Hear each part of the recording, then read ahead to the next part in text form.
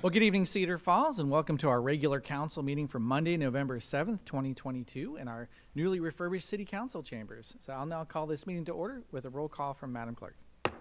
Schultz. Here. DeBoer. Here. Cruz. Here. Harding. Gamfield. Here. Sires. Here. Dunn. Here. Councilmember Harding absent, Mr. Mayor.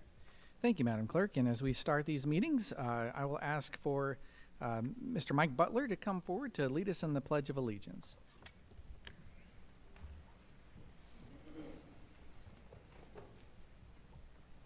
I pledge allegiance to the flag of the United States of America and to the republic for which it stands, one nation, under God, indivisible, with liberty and justice for all. Thank you, Mr. Butler. He's with the Veterans Commission and will be receiving a proclamation momentarily on Veterans Day. So before that, is there a motion to approve the regular meeting minutes for October 17th? So moved. Second. Motion and seconded. All in favor, say aye. Aye. Opposed? Okay, bringing us forward then, Madam Clerk, do we have any agenda revisions tonight? I have no agenda revisions, Mr. Mayor. Thank you. So now we go into our special presentations, and the first presentation I have is for Mr. Marty Holst. So if you can come forward, please. I will join you down there.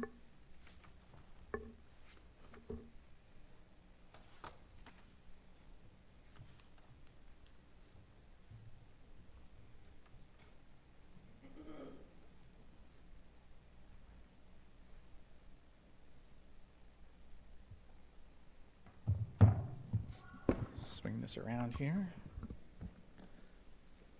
So tonight we honor Martin Holst for his 23 years of service to the Planning and Zoning Commission with a Distinguished Service Award, which is a rare honor for citizens, but extremely worthy in his case.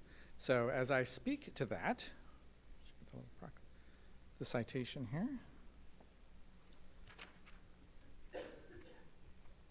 So I have a citation to accompany the award of the Distinguished Service Award for the City of Cedar Falls. And it states, whereas Mr. Martin J. Holst has served with distinction as a Planning and Zoning Commissioner for 23 years, beginning service on March 8th, 1999, following appointment by Mayor Ed Stakovic.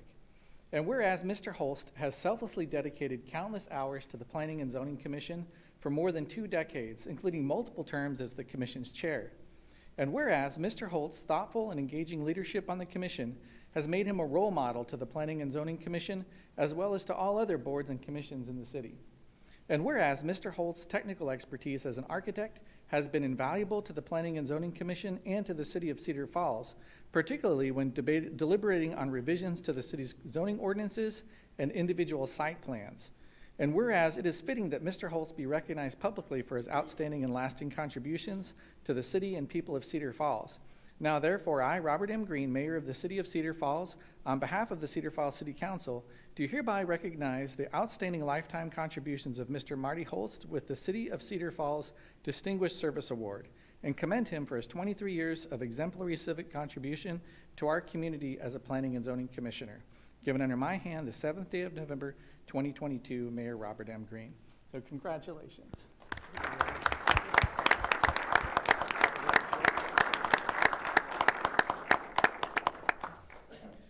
And I know we want to get a photo for posterity here.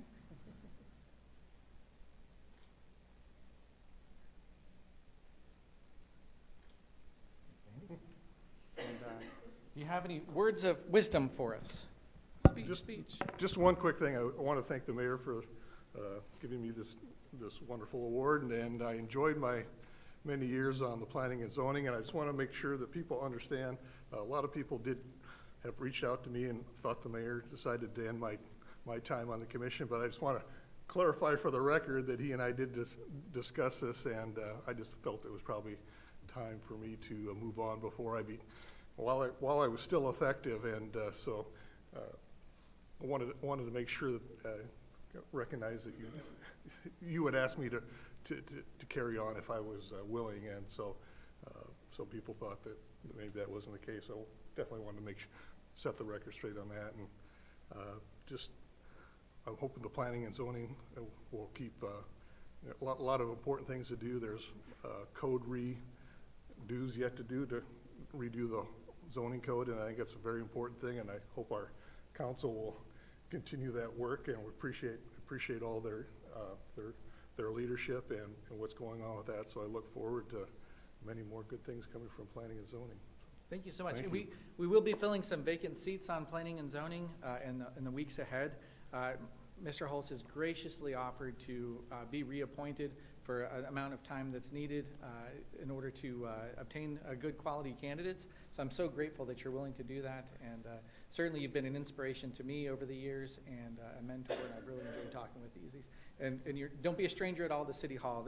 This kind of gives you a free pass to get into the building whenever you want. So right, thanks thank you. again. It's another round of applause, please.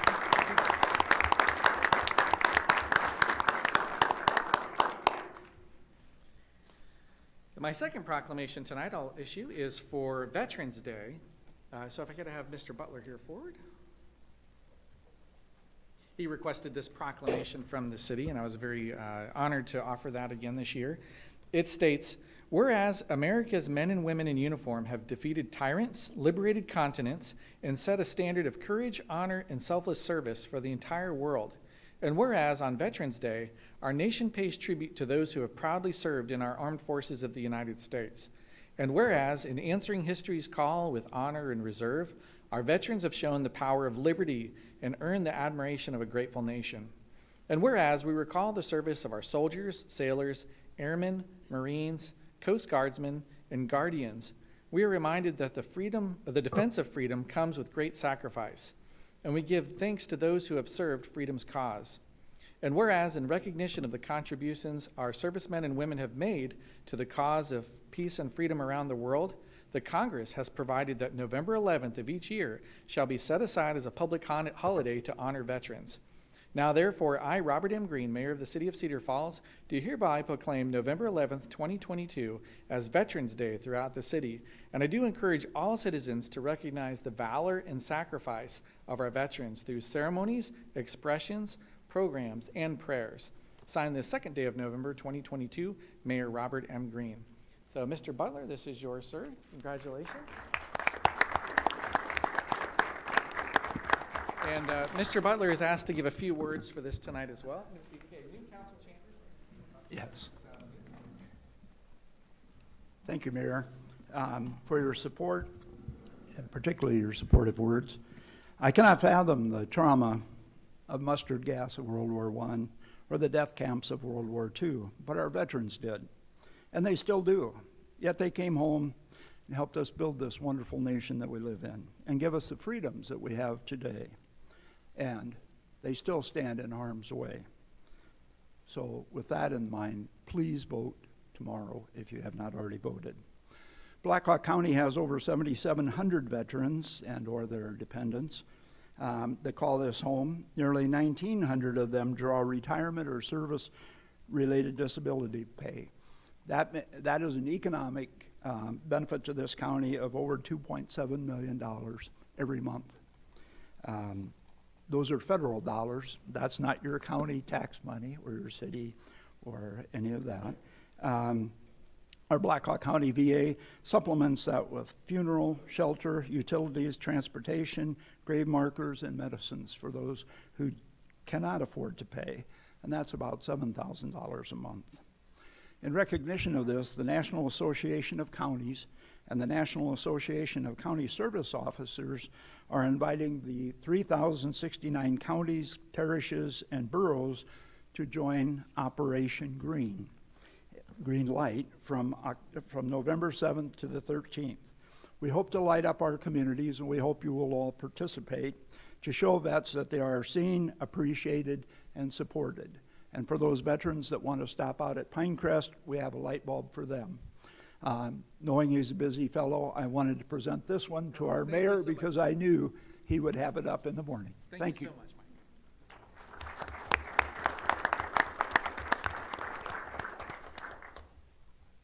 My outside light fixture is really high up, so you might need to get me to the mid-afternoon. Thank you so much, Mike. And our last proclamation tonight is for National Native American Heritage Month and Native American Heritage Day, which I've been honored to offer as a proclamation these past several years as mayor. So Ms. Sonia Bach is with us tonight with the Human Rights Commission, and she will be receiving the proclamation on behalf of the Human Rights Commission. And this proclamation, this proclamation states, National Native American Heritage Month and Native American Heritage Day, November 2022 and November 25th, 2022. Whereas, since its first national declaration by President George H.W. Bush in November 1990, Native American Heritage Month has been a time to celebrate the rich tapestry of indigenous peoples and to honor their sacrifices, which we recognize as inextricably woven into the history of this country. And whereas, Native Americans are descendants of the original indigenous habitats of what is now the United States of America. And whereas Native Americans have moving stories of tragedy, triumph, and perseverance that need to be shared with future generations. And whereas our country has benefited by the character and strength exemplified by Native Americans who have answered the call of service in our armed forces in greater numbers per capita than any other group. And these soldiers, sailors, airmen, Marines, and Coast Guardsmen are worthy of honor for their bravery and sacrifice. And whereas the City of Cedar Falls is committed to protecting the tribal sovereignty and self-determination of Native American peoples and ensuring that local Native American challenges and concerns are addressed through the Cedar Falls Human Rights Commission. And whereas during the month of November, we recognize Native Americans' continued contributions in strengthening the diversity of our society and set aside the day after Thanksgiving to honor Native American history and heritage. Now, therefore, I, Robert M. Green, Mayor of Cedar Falls, do hereby proclaim November 2022 as Native American Heritage Month and November 25th, 2022 as Native American Heritage Day throughout the city. And I encourage all residents to honor Native peoples in their ancestral homes and to endeavor to celebrate and preserve the unique culture and heritage of Native peoples, including the Sac and Fox tribes of eastern Iowa. Signed this first day of November 2022, Mayor Robert M. Green. So Sonia, this presentation is for you.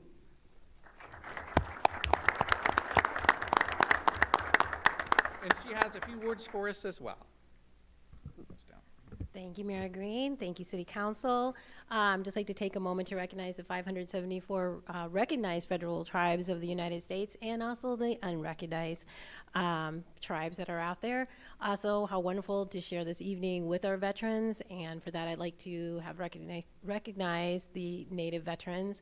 I have a family full of them and served very proudly, and my grandfather in World War II as a co-talker, so it's very special to us.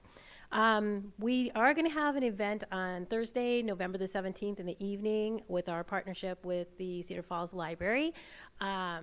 It's going to start at 6 p.m. to 7. I will be presenting on my Native American story by giving some history, talking about some issues, as well as some of my genealogy research on my Native family.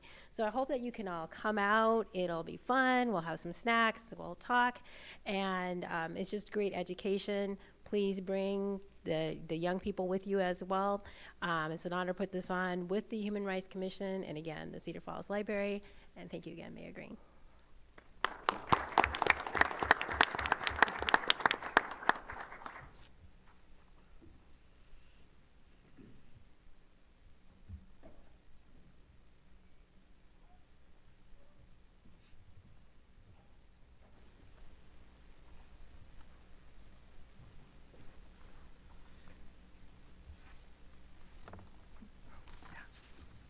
Getting used to the space. It's like, where's all my stuff? Okay.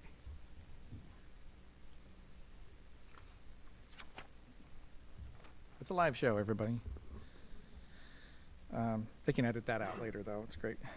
All right, so going back into our meeting, and thank you very much to Sonia Bach for bringing this forward with the Human Rights Commission. Very honored to present that proclamation tonight. So now we move over into public forum, where speakers will have one opportunity to speak for up to 5 minutes on topics relevant to city business. Does anyone from the public wish to speak on this item? Yes, sir. Name and address for the record, please. Oh, if you could please move that. Sorry, I'll know that for next time. All right. Anyway, good evening. Thank you for allowing me to speak to the council this evening. I like this. This is nice. You probably can't guess what I'm here to speak about tonight, but I hope you like my t-shirts.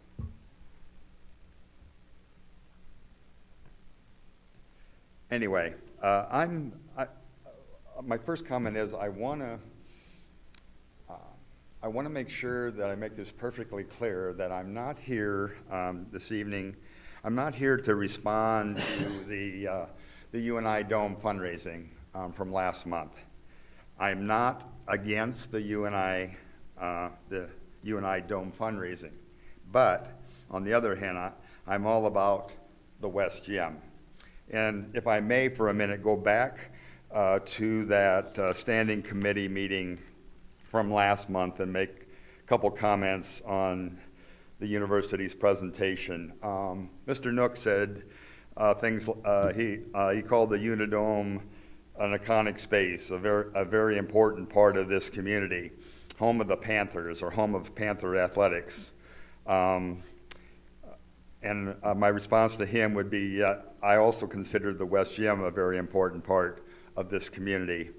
And I consider the West Gym home of UNI wrestling. Mr. Thompson called the Unidome a pillar in the community and of the community, a legacy, the legacy, and he asked for your public support. And he also posed a question, what about the next 50 years of the Unidome, and to carry it on for another 50 years. And I quoted him as saying, we have been given something that has legacy. And my response to Mr. Thompson is, I also consider the West Gym a pillar in and of the community, the legacy, a legacy. And I guess I'm here tonight wanting public support. And I also want to ask those two questions. He said, what about the next 50 years for the Unidome? Well, my question is, what about the next 100 years of the West Gym? And to carry it, he wants to carry, they want to carry it on for another 50 years in the Unidome, and I'd like to see the university carry the West Gym in for another 100 years. So, and Mr. Harris, one thing he said again, just to repeat myself, he said it's truly an iconic space, and I want to make sure that I put my 2 cents in that I believe that the West Gym is also an iconic space. So with that in mind, I've come before the council this evening with an ask and a request. And my ask is, please, citizens of Cedar Falls, the city of Cedar Falls, and the Cedar Falls City Council, don't forget the West Gym. Remember the West Gym. And my request, I wanted to come this evening because I understand that the council has goal-setting meetings scheduled for next week. And I guess my request, different from the university, is I would ask that you would consider discussing the West Gym at next week's goal-setting meetings and to decide what your position is regarding the West Gym publicly, even to the extent of maybe coming out with a public statement on the West Gym. And I'll close with this. I broke in the Unidome in 1976. I played for Davenport Central High School, and we won the state championship that year against Des Moines Dowling in 1976. So I understand the Dome. Like I say, I'm all for it. I'm not against it, and it's going to be 50 years in 2026. But the West Gym is going to be 100 years in 2025. So, from my view, the West Gym has twice as much history. It's twice as iconic, twice as much a pillar, has twice as much of a legacy, etc., as the Unidome. So thank you, and I hope you don't mind. I have to go. I'm in between basketball games. I have to get back to the McLeod Center for the men's game. Thank you, sir. Go Panthers. And if we Any could just questions? get your name and address for the record. Oh, I'm sorry, Randall Meyer, Randalmeyer, and I live at 202 North Magnolia Drive here in Cedar Falls. Thank you so much, Mr. All right, Appreciate I'm it. a proud citizen. Does anyone else wish to speak in public forum tonight? Yes, Mr. Sharp. Name and address for the record, please, and you have 5 minutes, sir. Thank you. Rick Sharp, 1623 Birch Street, Cedar Falls. So since we do have goal setting coming up, I'm going to request that goal setting be televised and broadcast on Channel 15 and YouTube. Not everyone can attend these meetings due to work or other commitments. The chambers are set up to record the meeting and, like I said, it can be run on YouTube and Channel 15. Goal setting actually gives a chance for the public to see what the city staff and council are going to be discussing and voting on in the upcoming year. As Mayor Green has stated, all residents should care about goal setting. And in an era of transparency, what better way to be transparent than to have the meeting recorded and available for the public to view at our own convenience. Since this can be a 2-day session minimum, with each session lasting at least 4 hours or more, the ability to watch goal setting on our own time and pace is imperative to have informed citizens who may want to participate in commenting on city actions in the future. Recording the event gives us the time to take notes and offer our input on what actions we want to see the council take. It also allows us to reach out to council members and tell them what we agreed or disagree on.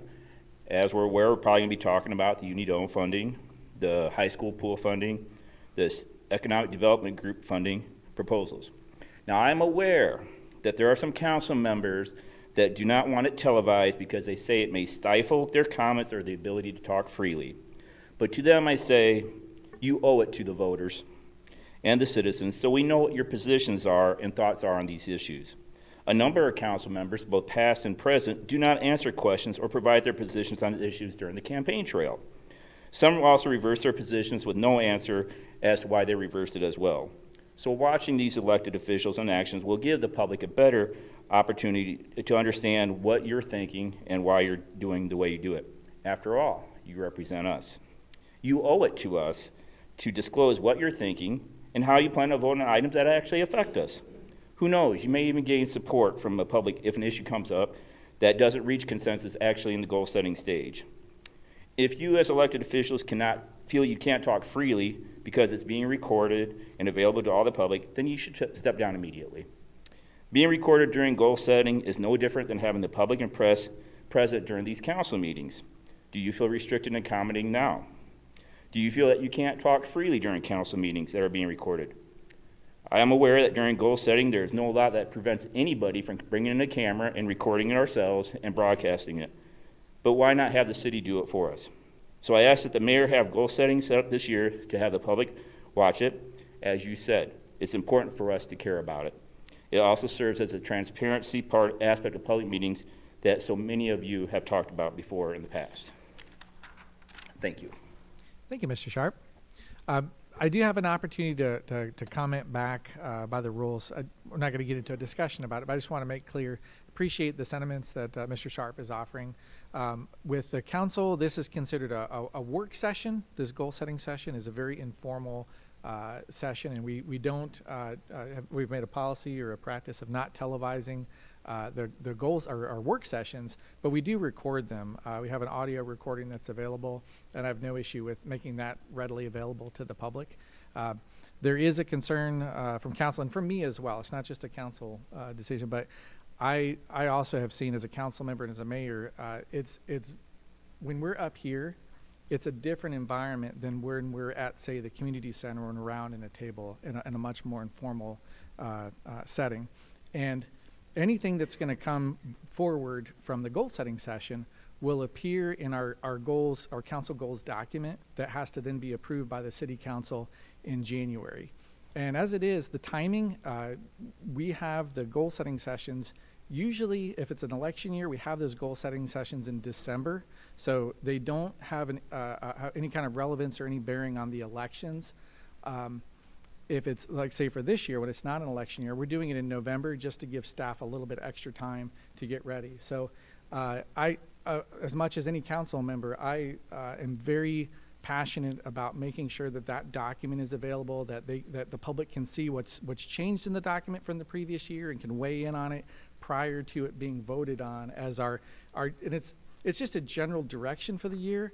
Anything that's in that goal document typically is going to have some sort of a vote before council during that next year. So if there are any cases where the public didn't have a chance to weigh in, that would be very concerning. But I feel like it's a good, solid process for us to weigh both the need to have frank discussion that's a little less intimidating when you're not in a camera versus the need for the public to know. So I certainly would encourage the public to attend.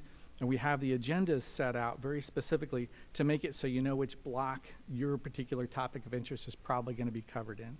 So it's kind of long-winded. I apologize for that, but it's something I want to make clear that we do take that goal-setting process very seriously and want to make it as accessible to the public as possible while still also being able to conduct the business of government. So very much appreciate those sentiments, Mr. Sharp. Anyone else from public wish to speak? Yes, Mr. Fry. Name and address for the record, please. TJ Fry, 1319 Austin Way. Just like to comment on a lot of the projects we've seen come forward, millions and millions of dollars of good ideas and good planning and strong presentations. But the flip side of that is inflation is still over 8%. Gas is through the roof. Property tax just increased last year. We have a $900,000 insurance shortfall that was talked about. While these projects are great on the surface, and I'm supportive of all of them, at some point we have to prioritize, and hopefully during goal setting or sessions that you guys will do that, to where we're not adding these costs onto the budget. Instead, I feel like I'm echoing. Instead, if we decide that, use an example for the pool, which is a great idea, we prioritize that over something else, and we move something else instead of increasing the costs. Again, the rate of inflation is over 8%. Not only does that drive up costs out of my pocketbook, again, as one council member said, I don't have a giant checkbook. It's going to increase our staffing costs come contract time for union negotiations.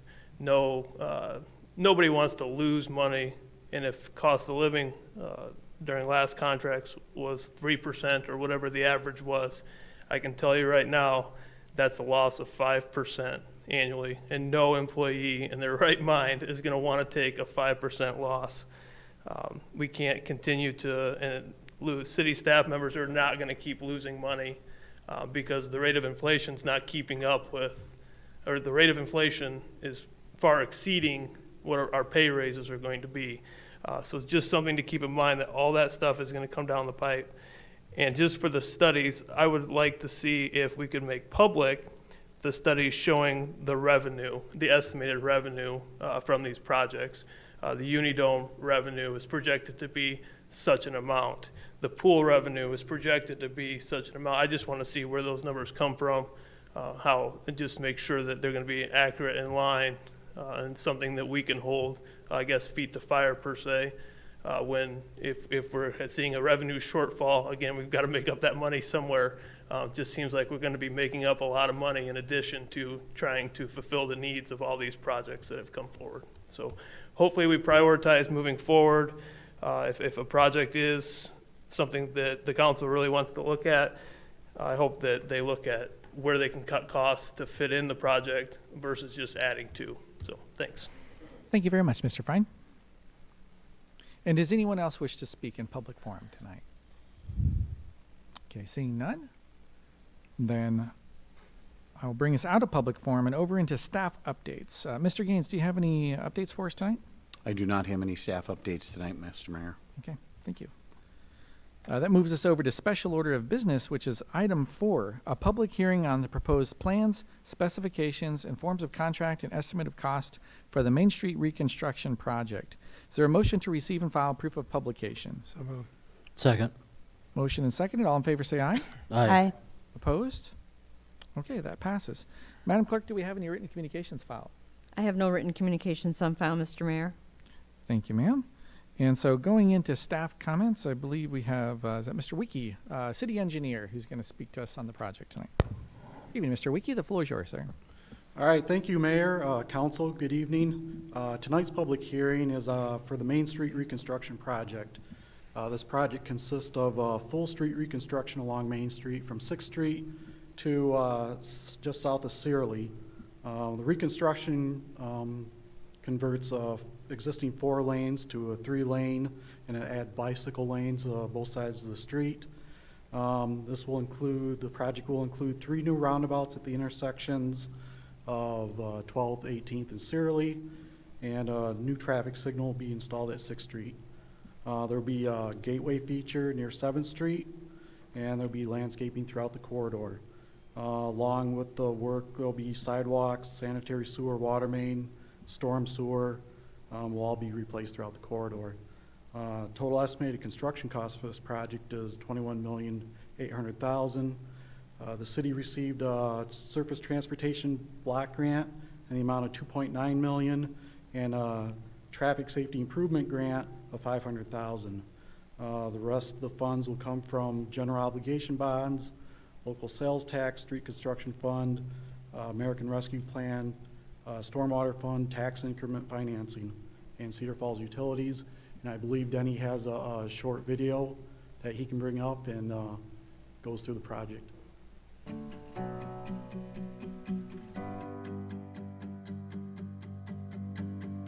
Throughout Cedar Falls history, the Main Street corridor has shaped the way we've traveled through our community.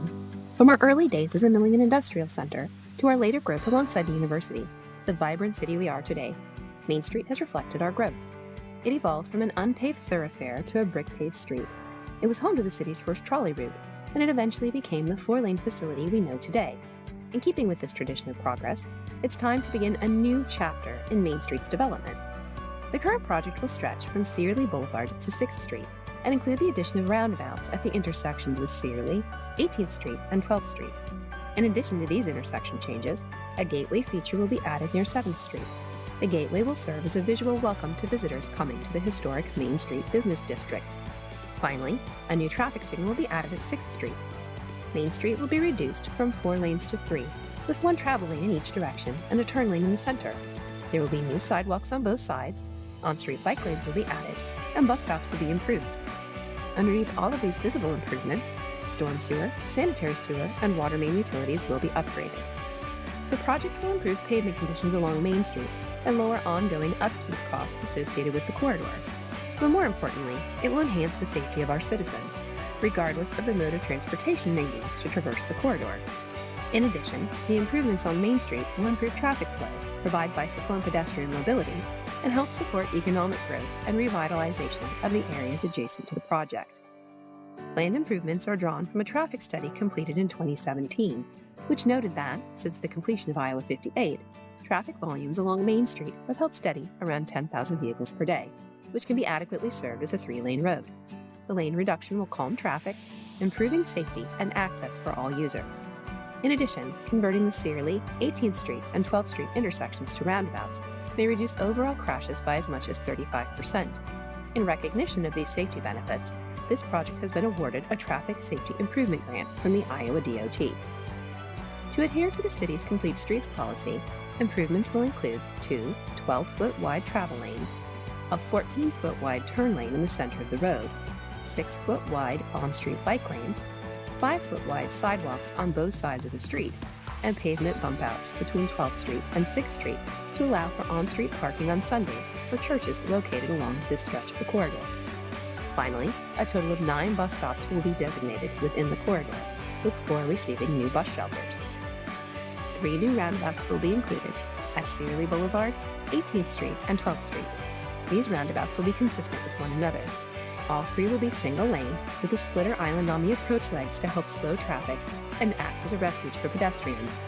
Searly Boulevard serves as a gateway and welcome point for students and visitors to the University of Northern Iowa. This is symbolized by elements within the roundabout, including a clock tower feature with a Campanile-inspired top. In addition, a box culvert will be added near the roundabout. The 18th Street roundabout will have a smaller central island than the others, allowing for a wider truck apron to accommodate oversized vehicles. In addition to the roundabouts, retaining walls will be added as needed along the corridor. A new mid-block crossing will also be added between 8th Street and 9th Street. To enhance safety at this crossing, the city will install a pedestrian-actuated rectangular rapid flashing beacon, or RRFB, The RRFB is part of the crosswalks line and is located beneath the traditional yellow diamond. The signal is only activated when pedestrians are crossing and includes high-frequency flashing lights with an alternating pattern. RRFBs can increase motorist yielding rates up to 98% and are one of the FHWA's proven safety countermeasures. To create a uniform aesthetic along the corridor, existing streetlights will be updated and new intersection lighting installed in order to meet regulatory and design standards. Landscaping, streetscaping, and features in the center of each roundabout will be included, along with the new gateway to the historic district. Final design for the project will be completed and submitted to the Iowa DOT this year, with project bidding anticipated before the end of 2022. Construction of the project is scheduled to begin in the spring of 2023 and is expected to run through the 2023, 2024, and 2025 construction seasons. Information about the project and updates to the timeline can be found at the project website. On the right-hand side of the homepage, you can submit questions or comments about the work and sign up for project update notifications. The reconstruction of Main Street mirrors Cedar Falls' growth, providing a safe, secure, and efficient way to move our community into the future. Thank you. So, Mr. Wiki, anything else for us? That's all I have. Okay, excellent. So be available for questions. And before we go to that from council, we have an opportunity for public comment. So does any member of the public wish to comment on the item? Yes, sir. Mr. Sharp. Name and address again for the record. Rick Sharp, 1623 Burt Street. I guess the only question I got, and I brought this up years ago, we're touting the safety of the roundabouts, but yet we failed to put one on at University and Round, and now it looks like we're not going to do one at University in Maine. Is there any reason why we're not considering that route, since South Main and Green Hill is going to have a roundabout, the whole corridor of Main Street is going to have a roundabout? Is it simply just because we truly don't want to spend the extra money, i.e. by purchasing out the lands from the businesses? So is it where we put money over safety in that regard? That's all I have. Okay, thank you, Mr. Sharp. So with questions to staff, we'll hold on to that, and when we get to the council portion, we can certainly ask city staff about that question. Does anyone else wish to public or comment on the item from the public? Okay, seeing none, then I'll consider the public hearing closed and move us to a resolution approving, entertain a motion for a resolution approving and adopting plans, specifications, and form of contract and estimate of cost for the Main Street reconstruction project. Is there a motion to approve? So move. Second. Motion and seconded. Open for council discussion, and I guess we could start with if there's that question from Mr. Sharp, if we'd have a comment from that on staff. I think the easy explanation, Mr. Mayor, is when those intersections come up for reconstruction and the timing of that, we do consider those. So as we move forward and the pavement conditions start failing on that University and Main Street, that may be one of the options that's brought forward to the council for consideration. Okay, can you comment on the signalized intersection at Round and University, that the rest were roundabouts and that they decided? Well, I think that was a council decision back when it was proposed back, gosh, what was that? 2015. There had to be a number of decisions made, and that was a alternative that the council selected at that time. Okay, thank you. So open it for council for questions you might have and comments. Well, I got a couple. First off, for maybe Dave, or through the video there was, showing through the video they were showing, what the perspective or what we're future looking at. What can you talk to regarding tree preservation on 12th Street or on Main Street? Are you anticipating being able to preserve some of the mature trees, particularly very mature trees, or is it just going to be cleaned out?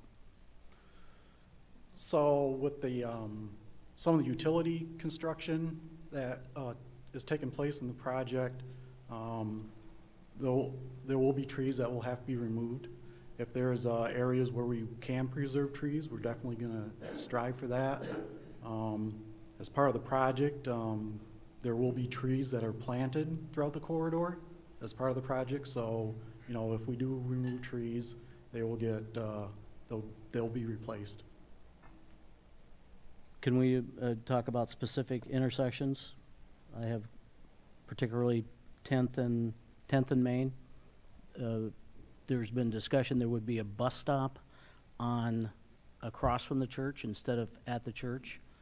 Can you speak to that, or is that in stone, if you will, set in stone? Well, I think the locations that are laid out right now is what will be bid on as part of the project. If there was consideration to change locations, that would be a discussion that we'd have to have, and it would require probably council approval or a change order to the contract.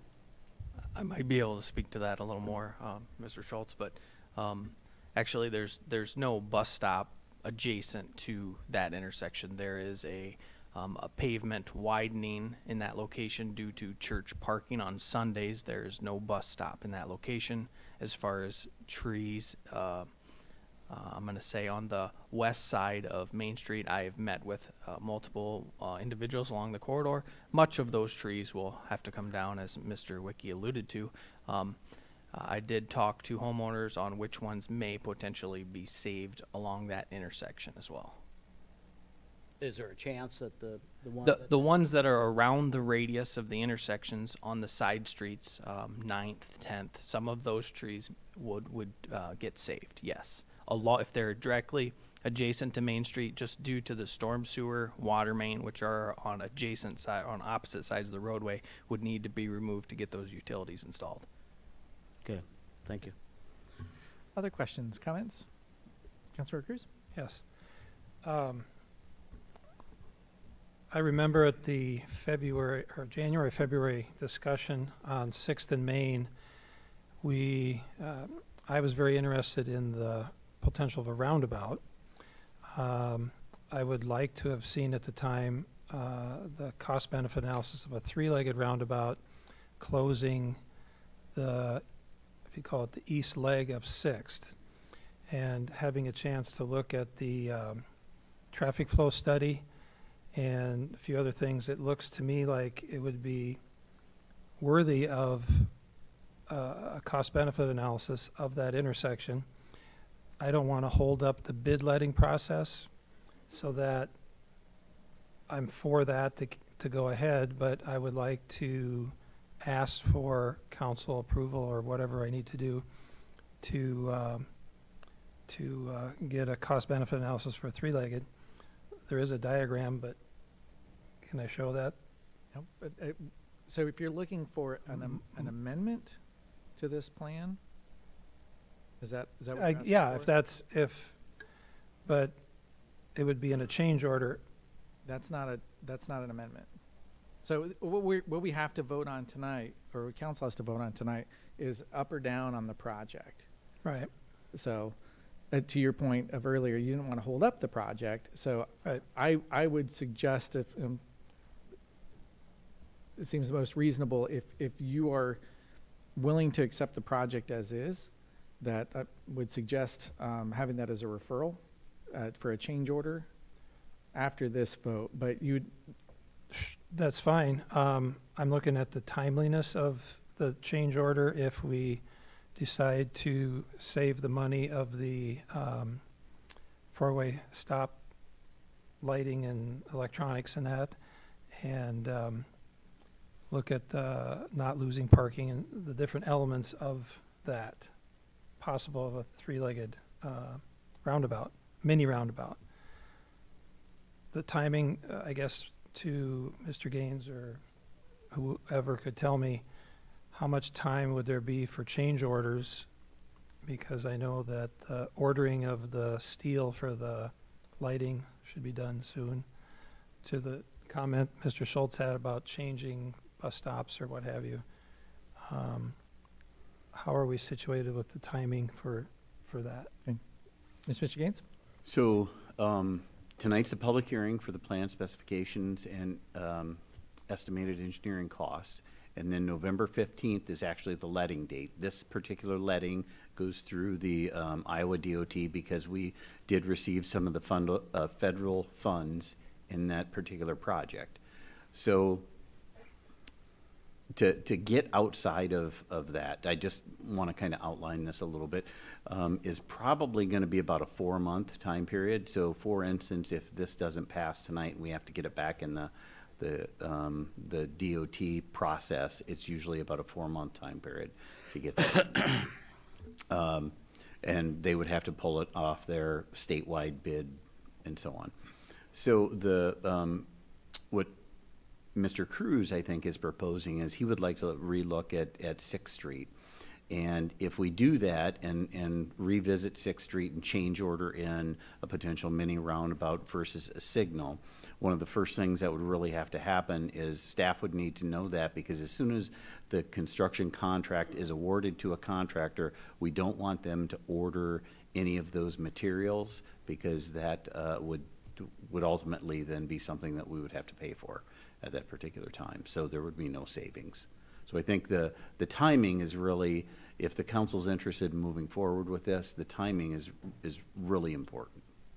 I think that's just in a nutshell, Mayor. Yeah, and it's worth noting for the public if involved, the council had already voted that option down once after consideration. So that's why bringing it up again would be a sort of a reversal if the council were to vote it in favor. Mr. Mayor, Yes, Councilor Cruz. we had a discussion and vote on a 4-legged roundabout, not a 3-legged roundabout. And the reason I zero in on this, looking at the cost comparison that we had last January, there was a user cost savings of $2.9 million with a roundabout. The difference in the actual construction cost that I saw was $22,000. So it's a tiny number in relation to the entire project. And I felt that if a 3-legged roundabout, positioning it differently, having less right-of-way needed, it'd be worthy of looking at just in a cost-benefit analysis, but not interfering with the timeline Mr. Gaines said with 4 months before we order. Is that, do I understand it? Order materials? I would imagine that as soon as they're awarded the contract, they're going to start to order those things. Mr. Wicki can probably comment on this a little bit more, but traffic signals are out, depending on when you order them, could be 6 to 12 months. Sure. So I know we want to keep it rolling ahead with the bid letting as it's presented, but looking at the amount of savings that's on the table here, and the fact that we didn't dissect the 3-legged roundabout option and the less right-of-way that we'd need to acquire, we wouldn't lose parking spots, which was the big component, I felt, of the reason we turned down the roundabout. Cost was about the same. User savings is huge, in my mind, $3 million almost. Well, and I do have to interject here. What's on the floor right now is the plan as presented. And we're starting to get into a conversation of things that aren't the plan. Okay. So what's going to have to be voted on here is to vote up or down the plan as is. If it's voted down, then you could have a discussion to retool. Or if it's voted up, you could have a referral to request a change order. And there'd be a sense of council of whether they wanted to pursue that discussion. Does that make sense? Yeah. I don't want to cut off the conversation. No, I'm trying to But explain my logic of why we didn't talk about the 3-legged roundabout. Okay. You made the comment we talked about a roundabout, but not a mini 3-legged reposition. So Sure. So, okay. kind of over-explaining, but yeah. Right, appreciate that. So any other comments or questions? Councilor Sires. That's a question for Dave. You said that you widened it out down there by probably where the Catholic Church is. That width there, if I remember right, 2 feet on each side would make that the regulation width for a 4-lane. And we're 4 feet short of that. So if we had that extra 2 feet on each side all the way down, could we not convert that back someday to a 4-lane without a lot of trouble? The roadway width is not changing throughout the corridor. To convert it down from the existing 4-lane down to the 3-lane, the overall roadway width stays the same because we are adding those bike lanes. So with the addition of the bike lanes and then the three lanes, that remains that same roadway width as it is. So we could currently. convert that back to 4 lanes at some future date?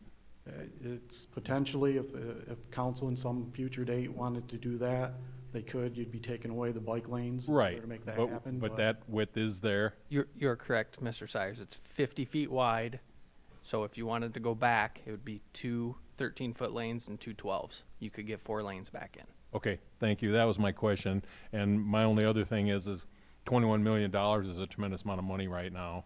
It'd be nice to maybe push that over to someplace else that was a little more needed. That's all. Thank you. Thank you, Mr. Sires. Other comments, questions? Mayor? Yes, Councilor Gable. Sure. Yeah, I was chatting with a friend of mine, and he said, what's changing about Main Street? I said, we're making it 3 lanes with a turn lane in the middle. And he says, $21 million for a bucket of paint? That seems awfully expensive. I just wanted to clarify, all of the infrastructure that goes in underneath this has to be rehabbed as well as the surface of the road. It's not just Correct. make the lane Yep, change. all the utilities, the sanitary sewer, water main, storm sewer improvements, all that is being replaced. Gotcha. And then I recall with the initial plans that Mr. Foth had put forth, there was a timing of grant funding as a potential why we didn't take time and consider a 3-legged roundabout at 6th. I'd also be in favor of looking at that option again as a referral. Wouldn't want to hold this up because that's the same reason we pushed it last time. We got to get started on this at some point before construction costs continue to grow. How much of this is not budgeted? Is it all covered in these funding sources that were listed? Correct. Okay. That's all I got. Councilor Dunn. Sorry.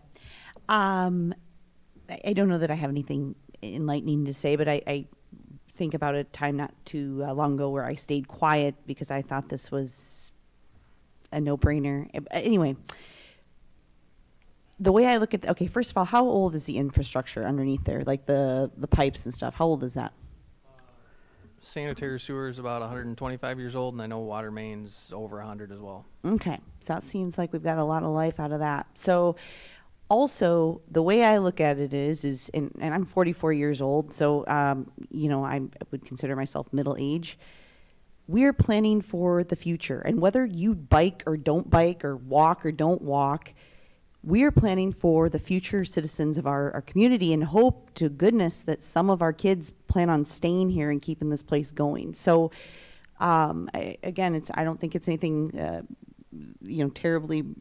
I just want to make sure I don't stay quiet because I feel like even though, yes, this is a lot of money, but it's stuff that needs to be fixed. And if we're going to tear it up, we might as well fix all the stuff and get, I don't know, how much life do you get out of like pipes and stuff? Do you think they'll get another 125 years out of them? Yeah, about 80 to 100 years for sanitary. Okay, good.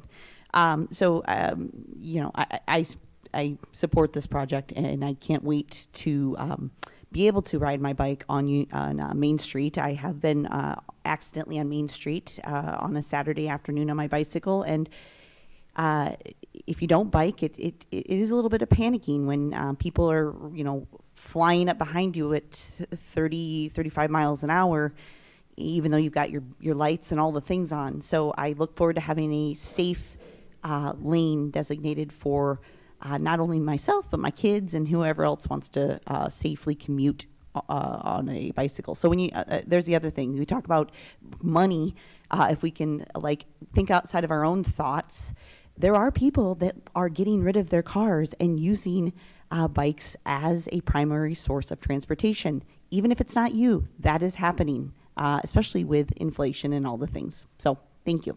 Thank you, Councilor Dunn. Yes, Councilor Reed.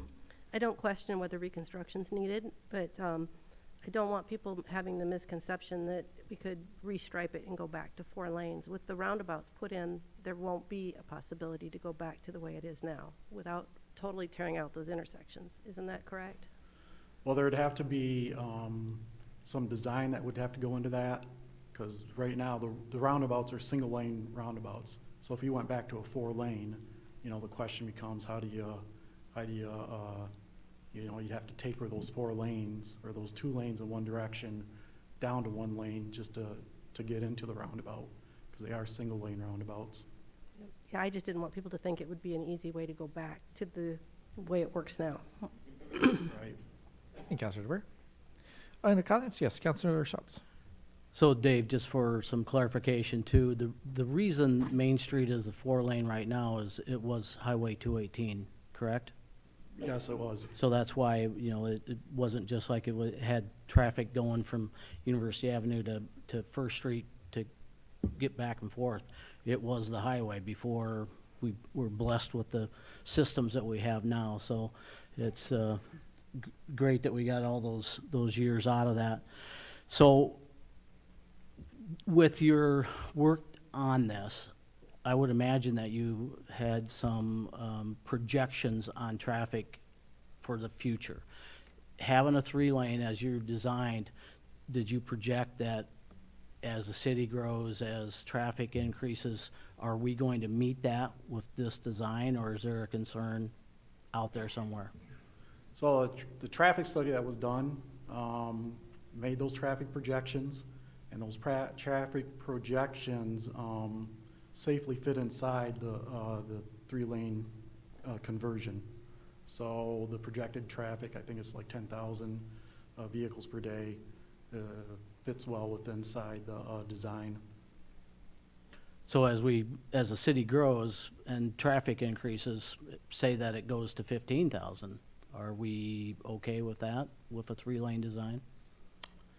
I'd have to double check on the exact level of service that would create. I think the level of service might change slightly, but I think with a traffic count that goes up that high, we'd probably still be okay. Okay. What's the speed limit going to be from 6th to Searly? It'll be 35. 35, okay. Correction, 25 north of 12th, 35 south of 12th. Right, correct. Okay. Other questions, comments from council? Okay, seeing none. Then motion on the floor is resolution approving and adopting plan specifications, form of contract, and estimate of cost for the Main Street reconstruction project. This requires a roll call vote, and tonight we don't have the systems electronic, correct? So, yeah, so we will have a voice vote tonight, and in the future, the plan is to have the electronics on the screen as the olden days. So roll call vote, please, man. Canfield, Aye. Sires, No. Dunn, Aye. Schultz, Aye. DeBoer, Nay. Cruz, Aye. 4 voting aye, 2 voting nay, Mr. Mayor. Thank you, Madam Clerk. So that does pass and takes us to item 5, which is the public hearing on the proposed plans, specifications, form of contract, and estimate of cost for the Cedar River Recreational Improvements Project. Is there a motion to approve? Motion to. Oh, excuse me, my problem. My mistake. Thank you. So is the public hearing, is there a motion to receive and file proof of publication? So moved. Second. Motion and second. All in favor, say aye. Aye. Opposed? Thank you for the catch. Madam Clerk, do we have any written communications filed for this? Mayor, I have no written communications on file. Thank you, ma'am. For staff comments, we have again Mr. Dave Wiki. Okay, again, thank you, Mr. Mayor, Council. This public hearing is for the River Recreational Area Riverbank Improvement Project. The project involves construction of the in-stream water features and upland improvements within and on the banks of the Cedar River. The total estimated construction cost for this project is $5,867,000. City plans to use general obligation bonds, a Blackhawk Gaming grant, Economic Development Administration grant, emergency reserves, and donations. There's on the screen, you can kind of get the general layout of what's being proposed for the improvements with the in-stream features and the on the bank with the trails and other amenities. Okay, thank you, Mr. Wiki. No video for this one, right? Just the pictures. Just the pictures tonight. Okay. So with that, I'll turn it over to public comment. Does anyone from the public wish to speak on the River Recreation Project? Okay, seeing none, then I will close the public hearing and take us over to part E, which is the resolution approving and adopting the plan, specifications, form of contract, and estimate of cost for the Cedar River Recreation Improvements Project. Is there a motion to approve? So moved. Second. Motion and seconded. Open for council discussion and questions. Councilmember DeBear. Have all the grants and the private donations been secured? I can speak to the grants. We have received the grants. I'm not sure about the private donations, where we stand with those. Can we hear from staff, current status, Director Sheets?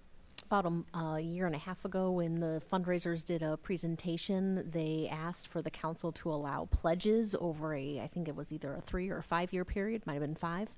They said they had a little bit over 100,000 in cash that they'd be able to provide up front, but then the rest would be pledges. Yeah, so that's where we're at today. Yeah, and if they don't get those donations, is that where you start taking from the alternates? Would that be a council decision? Well, on, I think on the alternates. I think by that time it's actually going to be too late. When we award the contract, you're going to have the alternatives in there, and if we're allowing for 5 years in those pledges, depending on how much they actually get for those pledges. Okay. So to get the project going, they need to get their pledges in. Correct? Yeah. Okay. Other questions, comments? Councilor Mr. Dunn. Mayor, just to clarify a couple things. First, have any of the in-water features changed? And I know the answer, but I just want to, can you speak to that, anyone? If I could interject on that too, so the background on that was the project had previously been let last year, and it turned out that there was a clerical error, a problem with the contractor, wasn't able to actually complete the project. So it came back to us, and we saw the bids were much higher than what we expected. So that caused, and I can have, or staff can certainly talk to that, about needing to change some features of it in order to be able to stay within a reasonable budget. So that's where that question comes from, of that there were some changes to the project from the last year. So if staff can tell us what some of that looked like. After the bids came back and we rejected all of the bids, we talked about how can we kind of value engineer this project, if you will, so that we could still see the intent of the project met, yet help with some of the costs. We also then proposed to council and did receive the US EDA grant, so we brought another $1.3 million to the construction, overall $1.5 million with that grant, but we looked for more money for the project as well. So some of the changes to the project, to answer your question, Councilmember Dunn, no, nothing in the river has changed. We talked about that, should we revise that, and decided that that requires a new review process by the Army Corps of Engineers, a new permit, and we did not want to delay the project, recognizing it took 2 years to get that permit in the first place. So the plans are the same from the previous package that we bid to what we have today in terms of the in-water improvements. Where we made changes, as you see on the screen there, I refer to it as fingers of trail that come to each of those water features that are in the river. If you remember, the last go-round that we bid, we had kind of 3 layers of trail, and that was to get connectivity from the existing trail to get down to the water, but meet ADA requirements. It required a lot of pavement and a lot of trail, and we thought about how could we better do that, yet still achieve the goal of getting closer to the river, getting people interacting with the river, accessing each of these jetty features that are in the water. So that's a prime example of some of the changes. We've looked at some of the specialty rock. The River Art Plaza, which was in that other graphic that you saw there, had the large boulders there around kind of the circular area were called out as specialty rock. We asked that that not be specified from a specific quarry, that there might be alternatives that could be proposed so that we could maybe see what that needed to be. So those are some of the quick examples of some of the changes. There are minor ones here and there that we talked about originally, since the estimate from the project engineer was coming in pretty good the last time around. When I say originally, I mean the last time we bid it.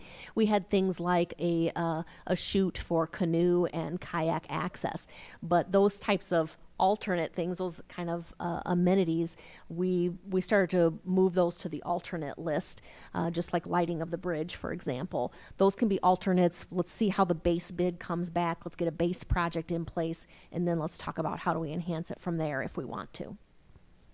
Thank you. That's very helpful. May I ask one more part to that? And again, I'm asking just because I feel like it's good to have it out in the public. This is to say yes or no and be ready to receive bids.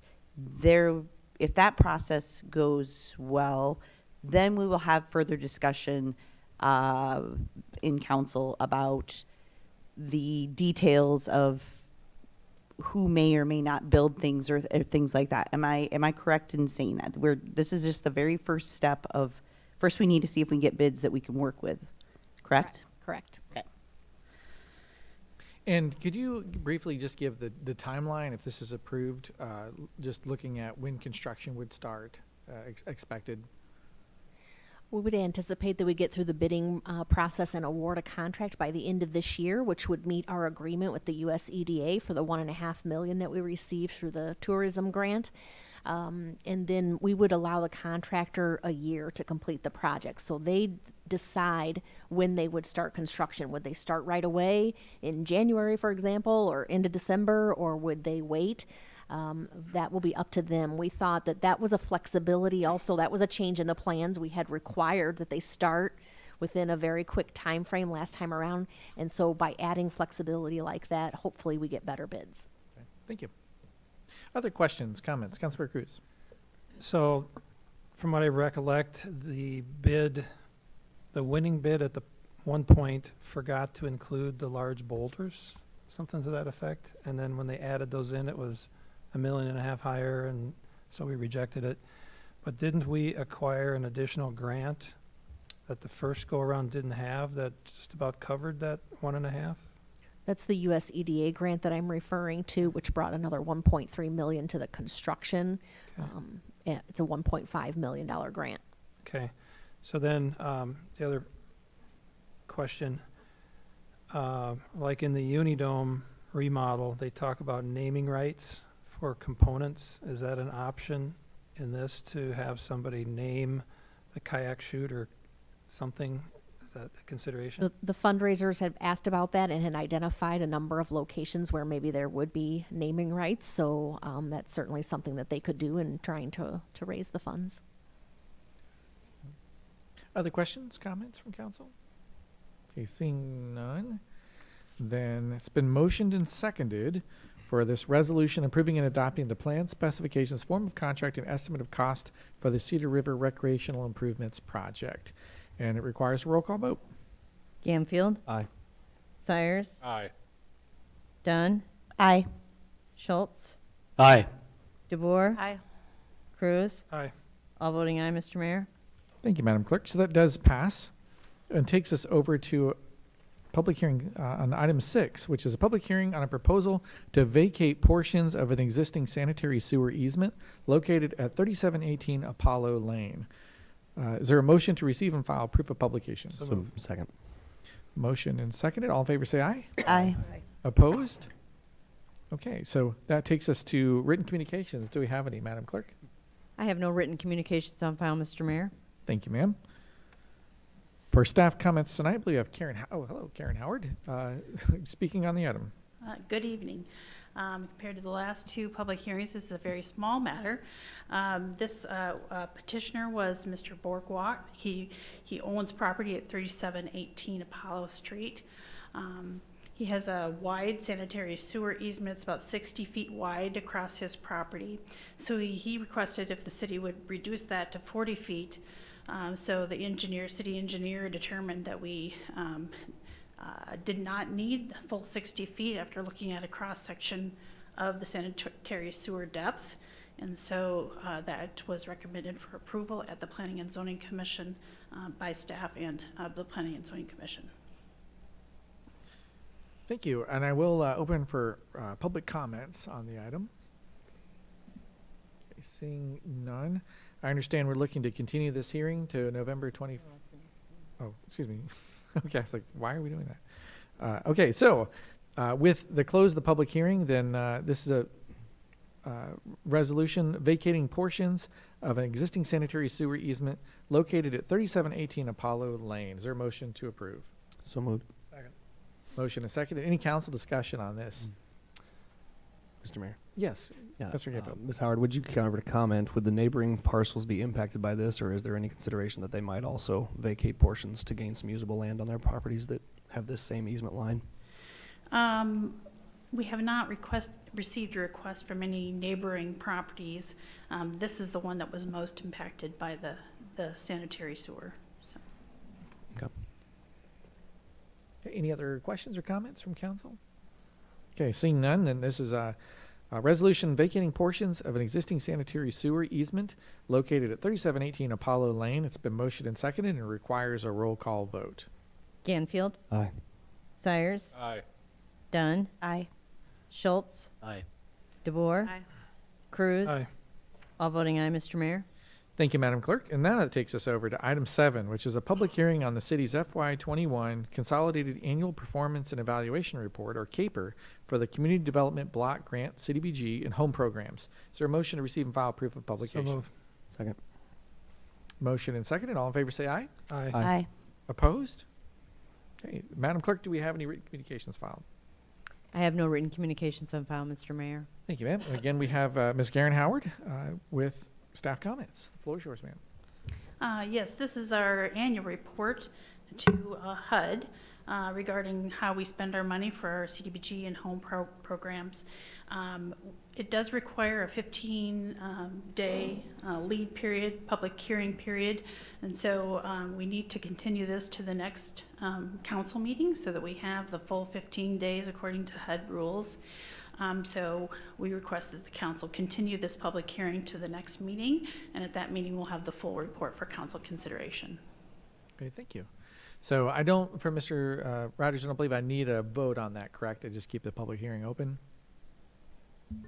I think council action vote. would be to move to continue the hearing until next time. Okay, excellent. So is there a motion to continue the hearing? Motion.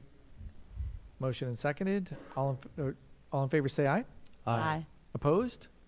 Okay, so that public hearing will be continued to the 21st. Thank you.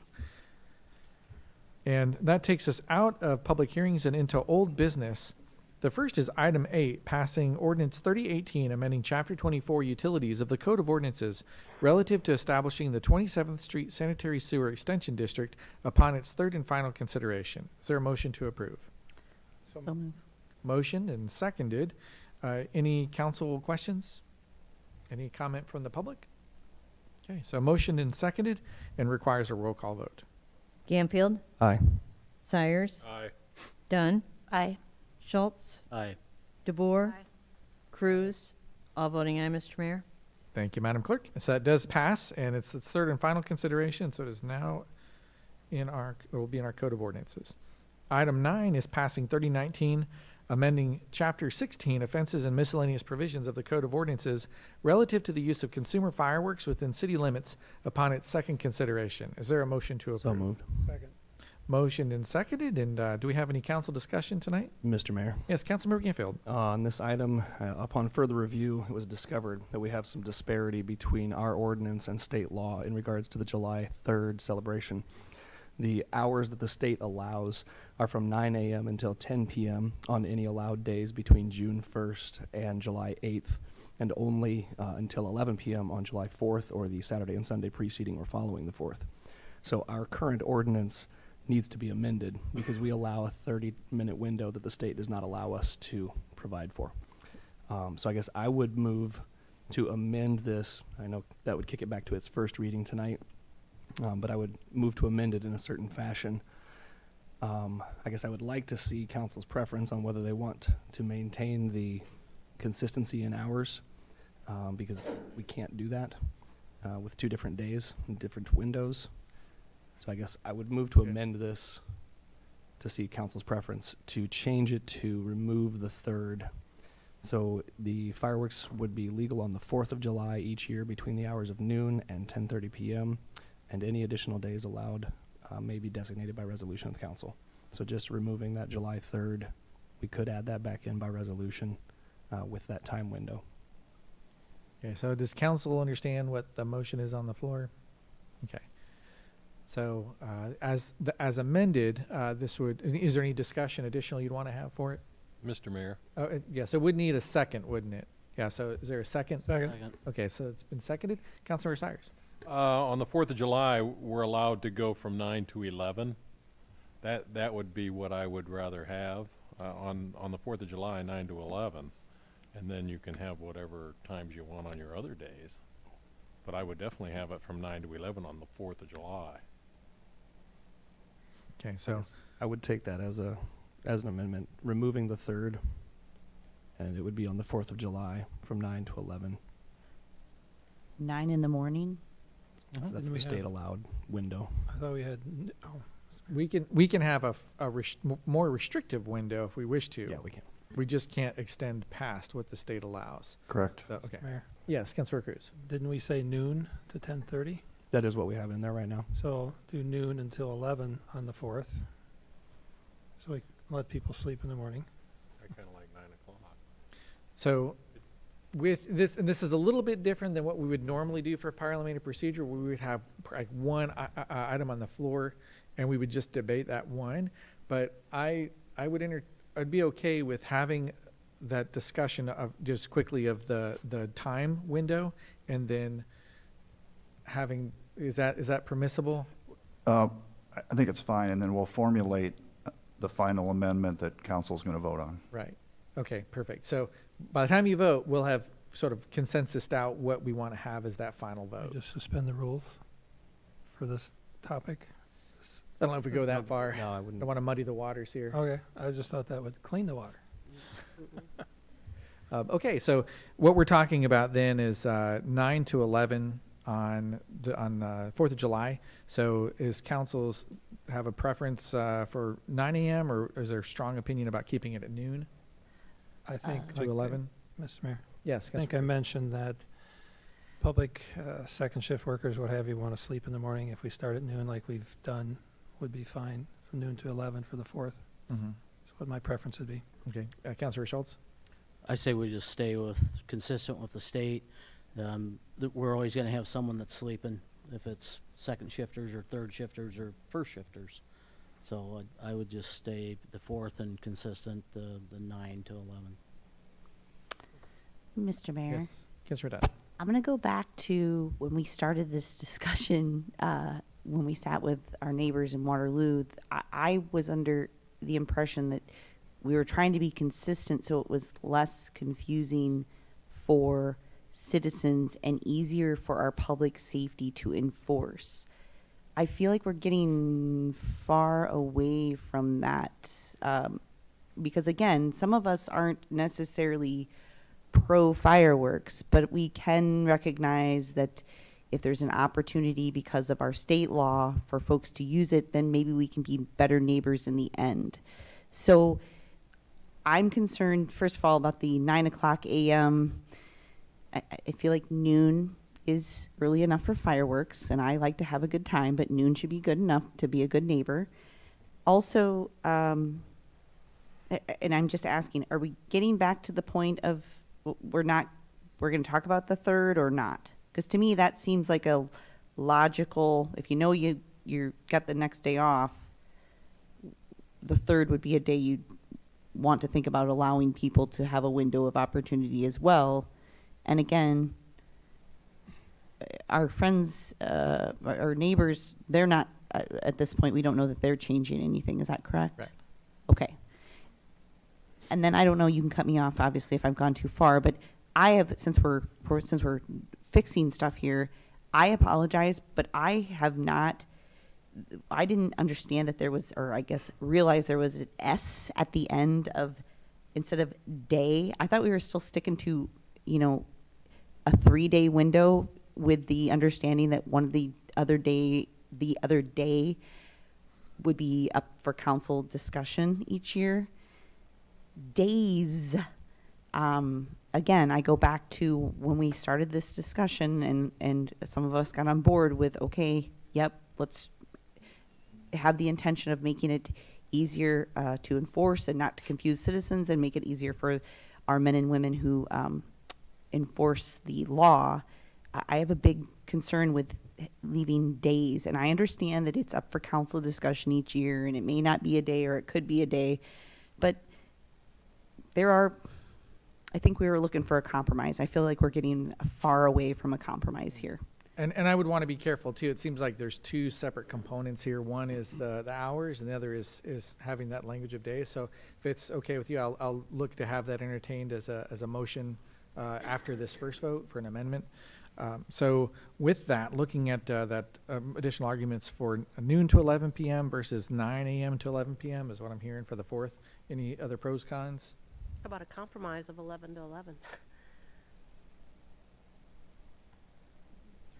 Okay, so And that's an option as well. Is any preference? I'm seeing not really. What was, excuse me, Mr. Mayor, what was does the neighbors, our neighboring community, is theirs noon to 11? I don't recall offhand. I think it was, from what there was last year, it was noon to 10:30, just like ours. Okay. And then I'm that fine was with noon to different. 11. I was just It was throwing noon it to out there. 11 last year. Okay. Yeah. So, Yeah, Mr. Mayor. yes. I don't want to belabor this point any more than we need to, but there's already disparity or, I guess, confusion, because in the state code, it gives us a long list of what's allowable, which days have which hours. So we do have an option. I actually asked Attorney Rogers to draft. We could change from what we have in our packets tonight to keeping July 3rd of each year between the hours of noon and 10 p.m. and on July 4th of each year between the hours of noon and 10:30 p.m. As we talked before, 10:30 was that initial compromise between those two nights. So I offered the first one as kind of a, let's try this out, get the compromise of allowing people that want to use fireworks legally a window to do it so that we can guarantee the rest of our citizens peaceful nights. The state, again, gives that large window.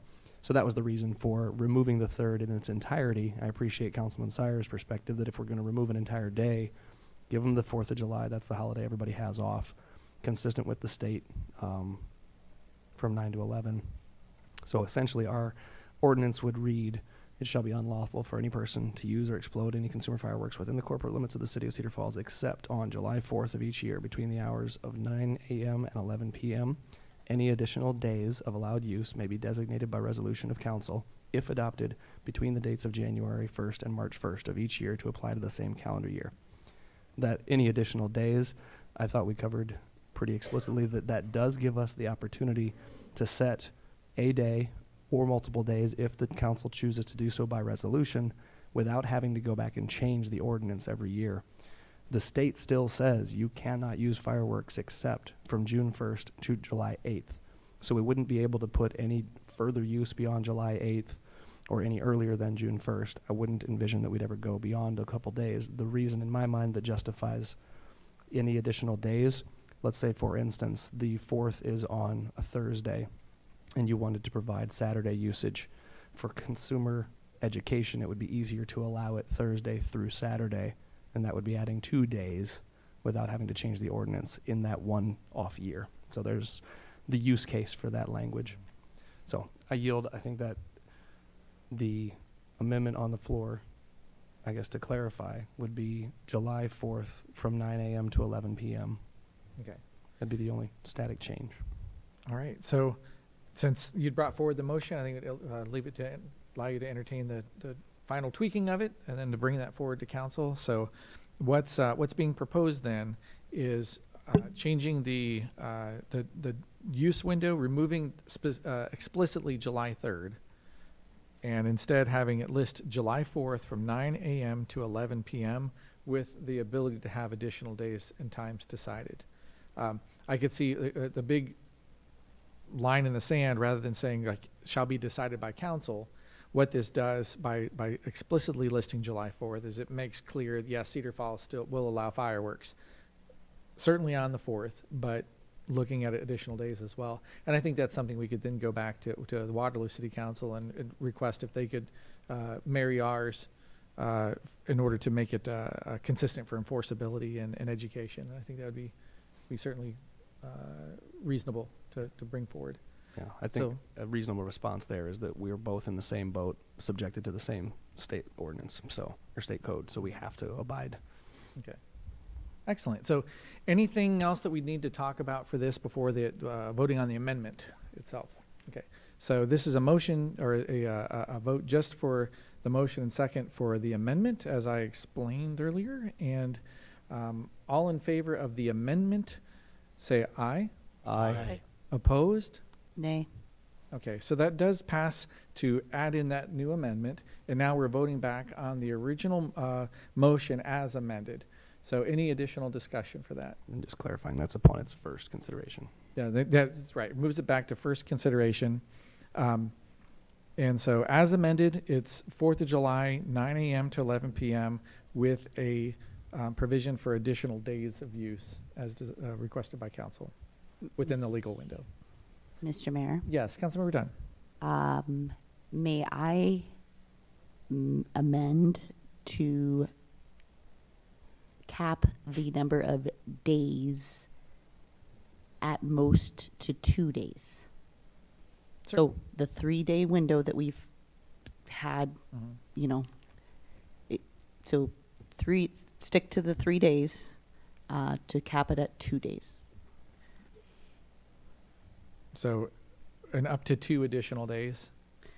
Right. Okay. So instead of any additional, you want it to just say 2? Well, the way I'm thinking is, because this year we had capped it at 3 days total, correct? I guess what in my thought process is the 3-day window, legal window, I feel like was enough for, I don't wish to go over 3 days. I think 3 days to shoot off your fireworks. And now we're at the point with that we would just need the second for continued Okay. discussion. Second. Okay, so motion second. Yes, please continue. I didn't want us to go on a Right. trail. I mean, I don't have anything more to say than that. I'm okay with the compromise. I feel like, you know, it's a compromise. And obviously, we all know that there was lots of folks that were not for it at all. So I don't want to get too far away from the intention. I felt like, you know, from the change in the first place, from going to no fireworks at all to having a compromise of a legal window. 3 days is enough. Okay, so what's on the floor then for this new amendment is changing from days or any days to 2 additional days. I would suggest perhaps the language of that sentence starting with a maximum of 2 additional days of allowed use may be designated, and then go on with the current verbiage. Okay, acceptable to council? Just, I'm not advocating, maybe that's the way to wordsmith it. That sounds exactly like what I meant to say. Excellent. So any other discussion on that? So what if that, you know, it seems like would like to see us coordinate with Waterloo. What if that doesn't match up with Waterloo's schedule? We don't have a schedule. It's just they have 3 days right now. But what if they go to 4 and we've capped it at 2? I guess in the end, I'm just the 3 days was enough. I feel like in my, you know, that's just what I feel comfortable with. Obviously, I'd have to have people agree I'm with me fine on with here. just the 4th, but you seem to be pretty, you know, adamant that we should mesh with what Waterloo was having. So I guess my thought in this amendment is I don't want to leave it wide open to have like 500 days, which I understand you can't have 500 days, but two additional days besides the holiday is enough for in my thought process. Councilmember Cruz. I think the way we had it with Mr. Ganfield's earlier, letting our city code reflect each year's council ability to pick the days. And for some unknown reason, 10 years down the road, if they want to do no days or additional days than the 4th or 4 for whatever reason, still within the state code, doesn't change our verbiage in the city ordinances. It just gives each council the option to consider for whatever reason instead of capping 2 additional, because we may mesh with Waterloo for the moment and then they'll change. And then, you keep trying to cover every detail, but I think the way it was originally thought out would work for me quite well. For each year we can visit the calendar and look at it. Thank you. Yeah. So, Mr. Mayor. Yes, Councilor Gayfeld. I just wanted to throw in there the flexibility that it provides. I'm thinking of our recent Halloween celebration where we extended Halloween to a week. I know that there weren't any fireworks going off that disturbed people, but there were extensions to it that's just a flexibility that we all enjoyed as a community. and we're talking about limiting the celebration of our freedom, even though we're already limiting the allowed days of fireworks each year, requiring the council to pass a resolution to put those additional days in. The safeguards are already there. Let's set the law so that it's a protection, and then we can operate within that law without having it hamstring future celebration. Okay. So the motion on the floor or for the amendment, is to change from days to 2 additional days. If no other discussion. To a maximum. To a maximum of 2 additional days. And if there's no other discussion on this, then I'll take a voice vote for including this amendment. So all in favor of the amendment, say aye. Aye. Aye. Opposed? Nay. Okay, let's see a show of hands for aye. 1, 2, 3. And nay? 1, 2, 3. So being as it's split 3-3, that means that the motion or the amendment fails. So we're back to the original motion, which as amended. And is there any other discussion remaining? Seeing none. So it's been motioned and seconded as amended and requires a roll call vote. Oh, excuse me. Yes. Very good point. Want to open it up to public as well. So, Mr. Sharp, before we take a resolution or a final resolution, I try to get public or custom is to get public comment. So please. Rick Sharp, 1623 Birch Street. So I appreciate all the discussion. I personally think 2 days is enough. You know, I can't drug my dog 3 days in a row. She didn't really do well with 2 days, but 2 days is enough. But I'm glad you're looking at giving that flexibility. Let's not worry about Waterloo and trying to copy them. How about Waterloo copy us? How about we set the example for them as well? You know, that's some of my thoughts. I'm looking at the calendar for next year. July 23, July 4th is on a Tuesday. So we're going to probably have Monday off. I really don't want fireworks going off past 10:30 because everybody's going back to work on Wednesday. And I mean, we just have to understand that's how the calendars go. So try to keep it at a minimum for that, 2 days max. Shut them off early.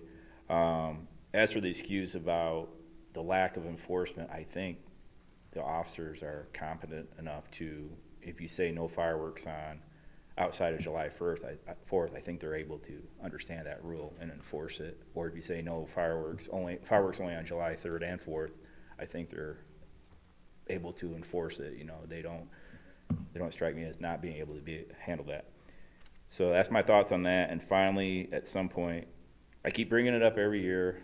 I like just to have someone in council refer this to committee and let's shoot it up or down.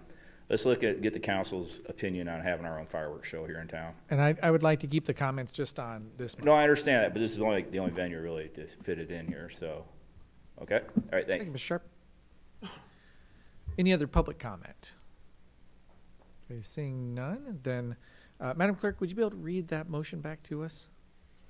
Okay, so this would be the same ordinance, use of consumer fireworks, and it would be to, let's make sure I got this right, to remove July 3rd and then add any additional days added by resolution of the council. The July 4th day would be 9 a.m. to 11 p.m. Correct. That sound accurate, everybody? Any concerns? Okay, so motion and seconded as City Clerk noted there and requires a roll call vote. Ganfield? Aye. Sires? Aye. Dunn? Nay. Schultz? Aye. DeBoer? Aye. Cruz? Aye. 5 voting aye, 1 voting nay, Mr. Mayor. Thank you, Madam Clerk. So that does pass, and it brings it back to this is the first reading, so we'll have 2 additional opportunities for this to be considered since it will be a city ordinance. And that's a rule for ordinances, is it takes 3 affirmations to move forward to approval. So with that, that takes us to item 9, item 10.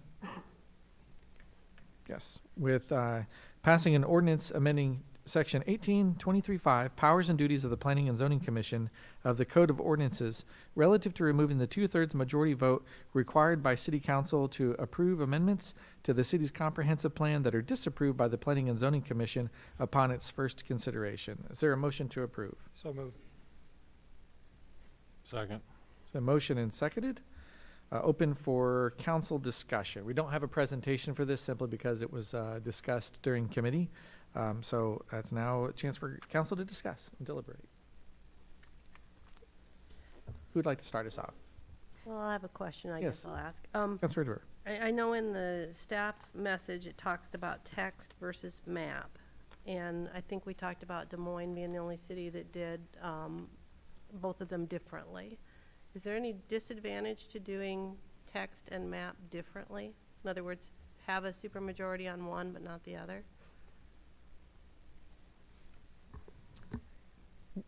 As we've noted, other communities have done it that way. It does add confusion when the vote is different depending on what the topic is and just something that has to be tracked. But other than that, it can be done. Because I'm most concerned that with, on text, that it's the city council making the ordinances, and without us being forced a supermajority. And I think that's part of why this got brought forward. Okay. But you're saying for clarity, it would be better to do both the same. Yes. Mr. Mayor? Yes, Councilor Yes. Gamfield. For further clarity on there, I'd asked earlier, I don't know that I actually understood the difference. The comprehensive plan is this item 10. The map and text are combined on a different item, item 11. Is that a correct assessment? No. Because this item 10 for planning and zoning, their powers and duties, seems to refer only to comprehensive plans. That's correct.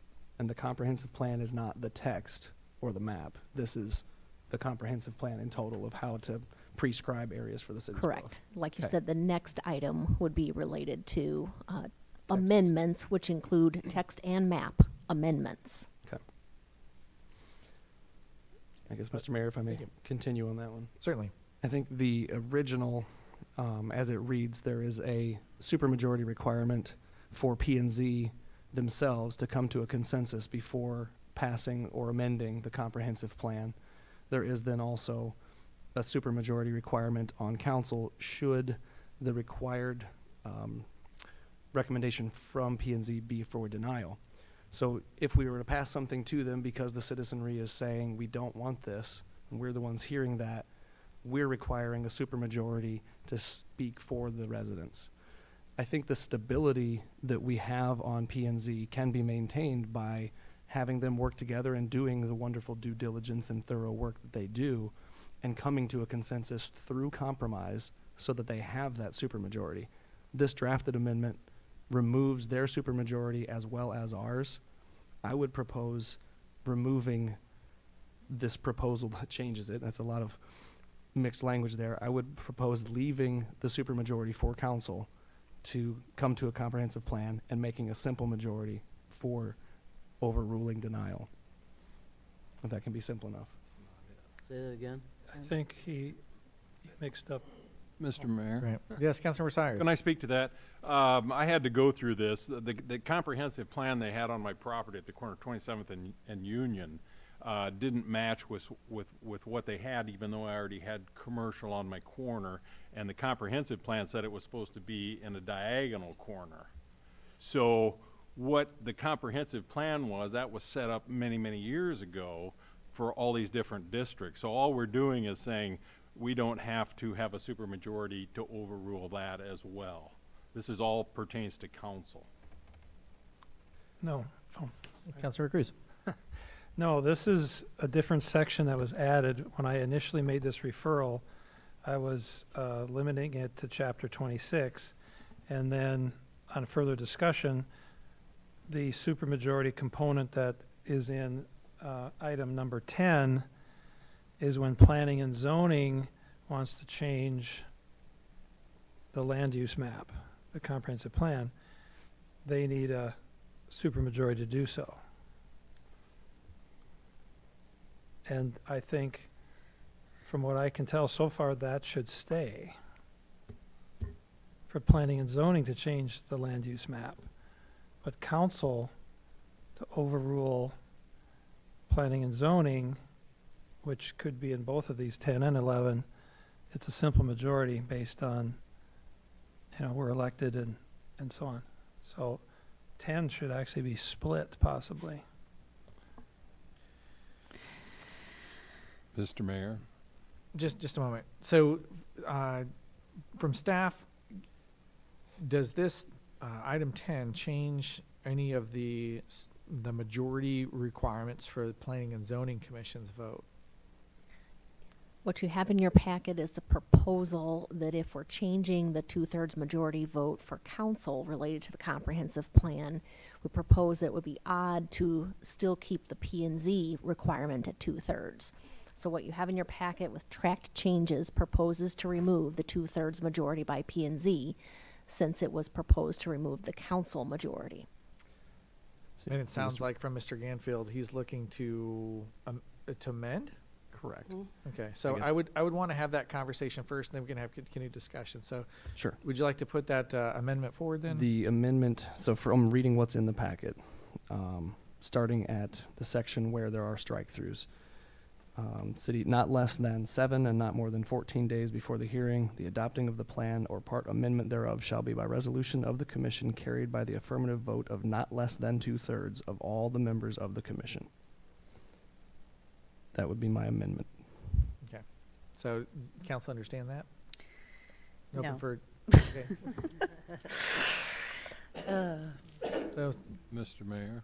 yes, Councilor Cyrus. I help would us just out. like Kevin Rogers to explain this, is what I'd like. Yes, Mr. Rogers, floor is yours. The proposed amendments are in your packet. It's under section 1823. And under subsection 5, basically it changes the days of notice to conform with other notice provisions that we already do. So that's one part. I think that's non-controversial. What the language proposed also does is it removes the 2/3 majority requirement for P&Z and council when dealing with the comprehensive plan change. Both then? Both. That's what's on the table. It's right there, right in front of us, okay. So that's, Councilmember Ganfield is proposing to amend what's in front of you to retain the 2/3 requirement for P&Z, but remove the 2/3 requirement for council. Correct. Is that section 1823, paragraph 5 then? Yes. Yeah. Yes. So does that answer the council's questions? Okay. So do we need to have any discussion on it, or can we go right? Did we have a second? I didn't. We would need a second on the motion. Okay, is there a second? Okay, so second for Councilmember DeBrewer, and open for discussion then, if you want to talk about it. Seems pretty straightforward. Okay, seeing none, as an amendment, we'd open it for the public as well to comment if you'd like. Okay, seeing none, then just for this amendment to remove or to reinsert into the language the 2/3 requirement for Planning and Zoning Commission. All those in favor say aye. Aye. Aye. Opposed? Nay. Okay, so that amendment does pass to restore the 2/3 requirement to the Planning and Zoning Commission. Back to the original ordinances or the item as amended. Any additional discussion? Okay, seeing none. Any from the public? Okay, so it's been motioned and seconded for the, let's see, should I read that correctly? For passing the ordinance amending section 23.5, powers and duties of Planning and Zoning Commission of the Code of Ordinances relative to removing the 2/3 majority vote required by City Council to approve amendments to the city's comprehensive plan that are disapproved by the Planning and Zoning Commission upon its first consideration as amended. It's been motioned and seconded and it requires a roll call vote. Canfield? Aye. Sires? Aye. Dunn? Nay. Schultz? Aye. DeBoer? Aye. Cruz? Aye. 5 voting aye, 1 voting nay, Mr. Mayor. Thank you, Madam Clerk. And then moving over to item, and that's its first consideration, so we'll be back forward to council. Item 11 is passing an ordinance amending Chapter 26 zoning of the Code of Ordinances relative to removing the 2/3 majority vote required by City Council to approve zoning amendments that are disapproved by the Planning and Zoning Commission upon its first consideration. Is there a motion to approve? So moved. Second. Motion and seconded. Open for council discussion. Mr. Mayor, if I may. Yes, Councilor Ganfield. I guess I'd have a question for Attorney Rogers. I'm in the weeds on this, as you can tell from the last couple of discussions, but I'm not coming up with how this gets us back site review with public hearing, and it may be a moot point for that side of things. With this line being removed, in the case the proposed amendment, supplement, or change is disapproved by the city P&Z, this line being stricken, what is our recourse should they recommend denial? Sorry, it's, I think it's in subsection 8 already says that changes are approved by a majority of council. And the technical reason for the 2/3 was that was the specific, and sub A was the general. Specific trumps the general, and so that's why it's not necessary to change both of them. It will default back to A, and that's how council approves them. So I didn't maybe explain that very well. No, that's fine. I didn't pick it up real quickly. So in the off chance that we make a referral to P&Z and they deny that, it won't come back to us automatically to override. That's a different issue, I think. So I think what the effect of this is, for every recommendation by P&Z on zoning wording changes and the map, for council to consider the measure, what you're talking about is a majority vote by council. Right, but what happens when they deny our recommendation? If we strike this line? Well, I mean, there's nothing in the code that I read, and I didn't read the entirety of it. What happens if we send something to P&Z and they deny it? This code line that we're removing is the only one that says it can be overruled or overridden by a supermajority of council. How does it come back to us to overrule it with a simple majority if we remove this line in its entirety? So the votes are independent. This text amendment, P&Z will make their recommendation and council will make their vote. And a recommendation to deny by the P&Z won't impact or force a specific type of vote. A simple majority vote will pass the item, for example. Okay. Or maybe another way to say it is, it can't get buried at P&Z. You're the legislators. Yeah. So that's the point of this change, right, in my mind. Right. Yeah. I'll let others comment. Thank you. Mr. Mayor. Cruz. I'm sorry. Okay. I was reading, this is more, I guess, to Mr. Rogers. Reading in State Code 414 zoning, there's provisions in there, or it states that if a city has a zoning commission, they'll deliberate and send to council their final draft. And then we, as council, deliberate and choose by a simple majority. There's no provisions in State Code 414 to go back to planning and zoning to get like a second permission that we have to go through that extra step. I think the provision you're referring to is a comprehensive plan, and it's not exactly like that, but the language in the statute is general about council may amend the comprehensive plan from time to time or something like that. So neither the state code nor these ordinance changes vest in P&Z the final word on these matters. They're charged under the code and our ordinances to make recommendations to council. But they do that when they bring the final draft forward. And then if we so choose to change it, we get the final word according to what I read in the state code. What? I'd have to pull up the 414.6 or something like that, but. The council cannot skirt P&Z's input on this, and so if there's substantial changes that come back from council, then it goes back to P&Z for their recommendation of those changes. That we can't get around because that's state code. Okay, I'll have to do more research. Okay. Any other questions or comments on the item? Mr. Mayor, where, if there, I mean, this has been very public. If anyone's paying attention, as to how we got here, I have no problem with change when change is needed. This is change because it didn't go our way, and I have a big problem with that. It's the same, when this conversation, we have folks saying, well, what's going to be the role of planning and zoning? Then we're taking power away to get our way. I mean, the process, I'm okay with change when change is needed, but again, I totally respect the process and why we do these things, why it happens this way.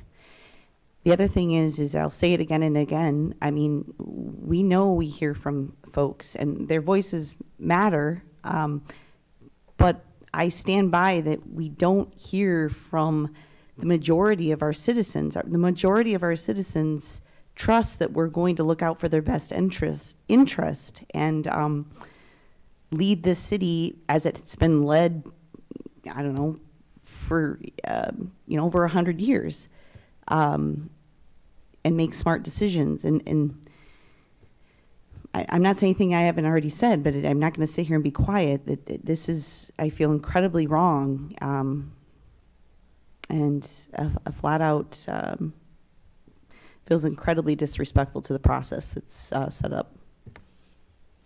Mr. Mayor? Yes, Councilor Cruz. And if you just a moment.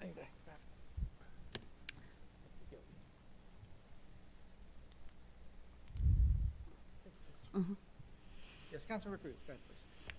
I guess to that point, the voice of the citizens is who they elect to be on council.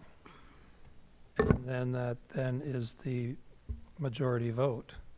So the citizens have their voice every 2 years. And if something is deemed in their mind to need to be changed, then they elect certain people to be in that position. So I don't know that we're disrespecting anybody, but I guess that's just my reaction.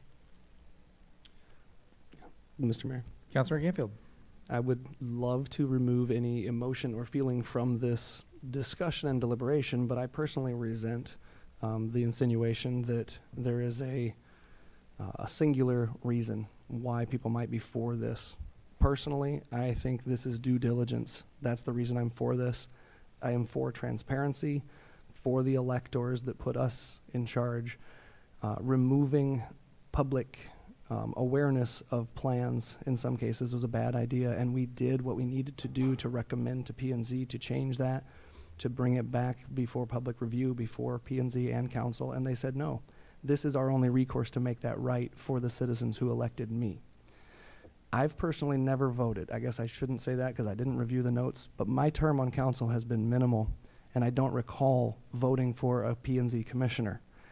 As a citizen, I don't vote for P&Z commissioners. I elect a council person to appoint them. The mayor appoints, and then we approve that appointment. So the 7 of us are the ones who empower the P&Z. To insinuate that we somehow have to hamstring ourselves further beyond that appointment is interesting. I would like to, if you'd indulge me, to read into hearing a prior commissioner's comments back in 2003 when this became an issue, when at that time, Cedar Rapids was the only other city that was found to be doing a simple majority. We've already found more than that in our recent search, and in fact, more than 50% of the cities that we looked into have a simple majority of the council to override P&Z. There were only 2, if we leave Des Moines out of it because they're split between text and map, that still require a supermajority of any kind, 2/3 or 3/4. So allow me to read this prior commissioner's letter from 2003. And I would ask if the council would have any objections to reading, because under Robert's rules, it's usually not allowed to read direct from reports. So I'd like to hear it. Okay. Me too. All right, please. Okay. In order to make an informed decision, council members rely on many sources of information. They talk to people face to face, they get many phone calls, they get letters and email. They have the city staff to confer with, and on zoning matters, they also have a Planning and Zoning Commission as another source of information. The Planning and Zoning Commission is a valuable tool as an information gathering and advisory group. They do a lot of legwork, and the council doesn't have time to do. They pass along to the council this information and also their recommendations, but that is all the influence the P&Z should have. The P&Z is not elected by the people and are therefore not accountable to the people as the members of the council are.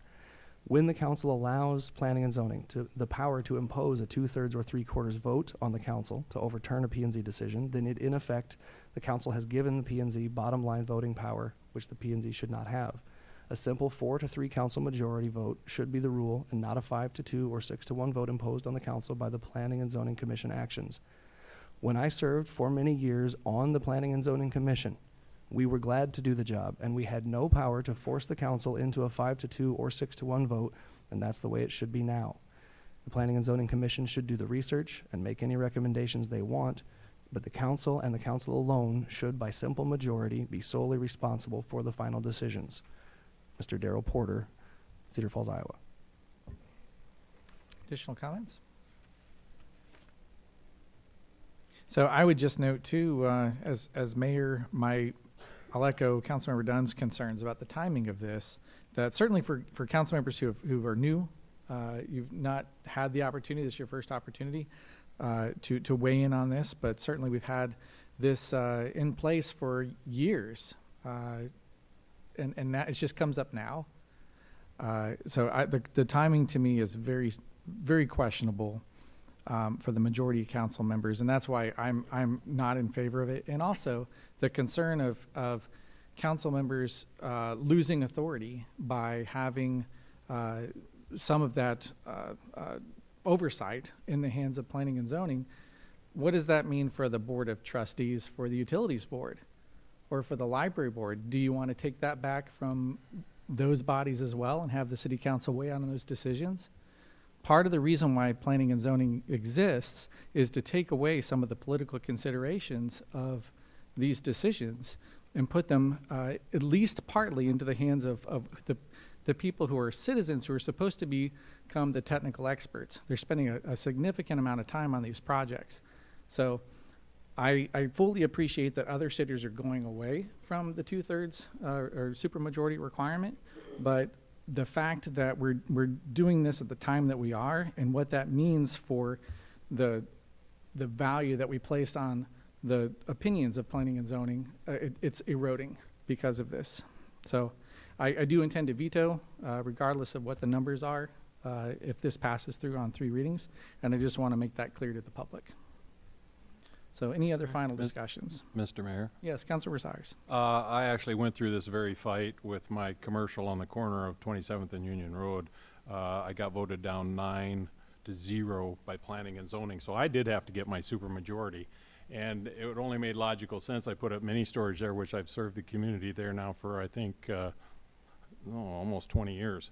But anyway, I've been through this before, and I didn't think it was fair at the time, even though I went ahead and fought through that and did get my supermajority. So I think now is the time, as good a time as any, and they talked about it then, and I think it was 2002, something like that. So I think that the council, who is elected by the people, needs to have the ultimate decision-making, because this is where the citizens get to vote for us. So that's my point. Thank you. Yeah, yes, Mr. Mayor. Yes, Councilmember Cruz. To your comment that this is seemingly untimely, or for some reason it's coming up at this point to instigate a change, ordinances and laws will be on the books for decades and longer, dormant and inactive until something happens to bring them to the forefront. And then they're deliberated and debated. So I don't think it has anything necessarily to do with one particular item that's happening right now. 6 months from now, it can happen to some other item and it's very relevant that was inactive or dormant, that wasn't brought to light. So, thank you. Any other questions or comments? Okay, so motion on the floor is, and we didn't amend this one, correct? No. Okay, so motion on the floor is passing an ordinance amending Chapter 26 zoning of the Code of Ordinances relative to removing the 2/3 majority vote required by council to approve zoning amendments that are disapproved by the Planning and Zoning Commission upon its first consideration. It's been motioned and seconded and requires a roll call vote. Ganfield, Aye. Sires, Aye. Dunn, Nay. Schultz, Aye. DeBoer? Aye. Cruz? Aye. 5 voting aye, 1 voting nay, Mr. Mayor. Thank you, Madam Clerk. So that does pass on its first consideration. We'll be back before the City Council at our next meeting for its second consideration. So with that, that takes us out of old business. Mr. Mayor, Yes. I Councilor Schultz. request a 5-minute break. Oh, excellent idea. So I will take a recess for 5 minutes, and we will reconvene in 5.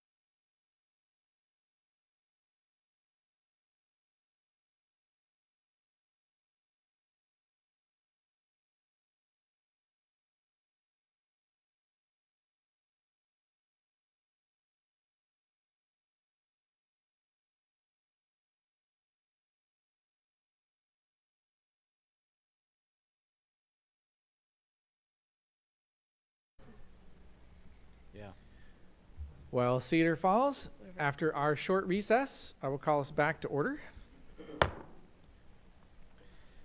So our next item on the agenda is the consent calendar, where these items will be acted upon by a voice vote in a single motion without separate discussion, unless someone from the council or the public requests that a specific item be considered separately.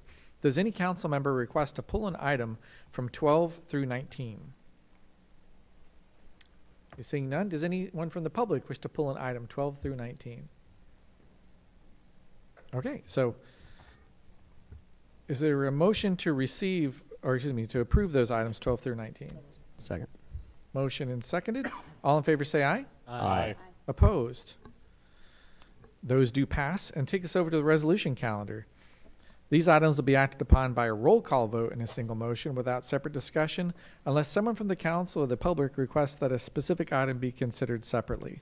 Does any council member request to pull an item 20 through 48? Okay, seeing none. Oh, yes, Councilmember Schultz. 21. Item 21. Okay, and does anyone from the public wish to pull an item from 20 to 48, excluding 21, which is already pulled? Seeing none. Just write a note here. So it's been motioned and second, or excuse me, is there a motion to approve? So moved. Yep. Thank you. Motion, is there a second? Second. Motion and seconded. And this is for all items minus 21. So motion and seconded. All in favor say aye. Excuse me. This requires a roll call vote. So Madam Clerk. Ganfield, Aye. Sayers, Aye. Dunn, Aye. Schultz, Aye. DeBoer, Aye. Cruz. Aye. All voting aye, Mr. Mayor. Thank you, Madam Clerk. I apologize for that. I'm kind of thrown for a loop by not reading the entire thing here. So we'll go back to item 21, which is a resolution approving the recommendation and appointment of police chief. Is there a motion to approve? So moved. Second. Motion and seconded. Open for council discussion for Councilmember Schultz. I really didn't want just to pass without us pointing out the significance of Mr. Howard's dedication to Cedar Falls and to the work that we anticipate he's going to be doing in such a great manner, and that was the reason I pulled.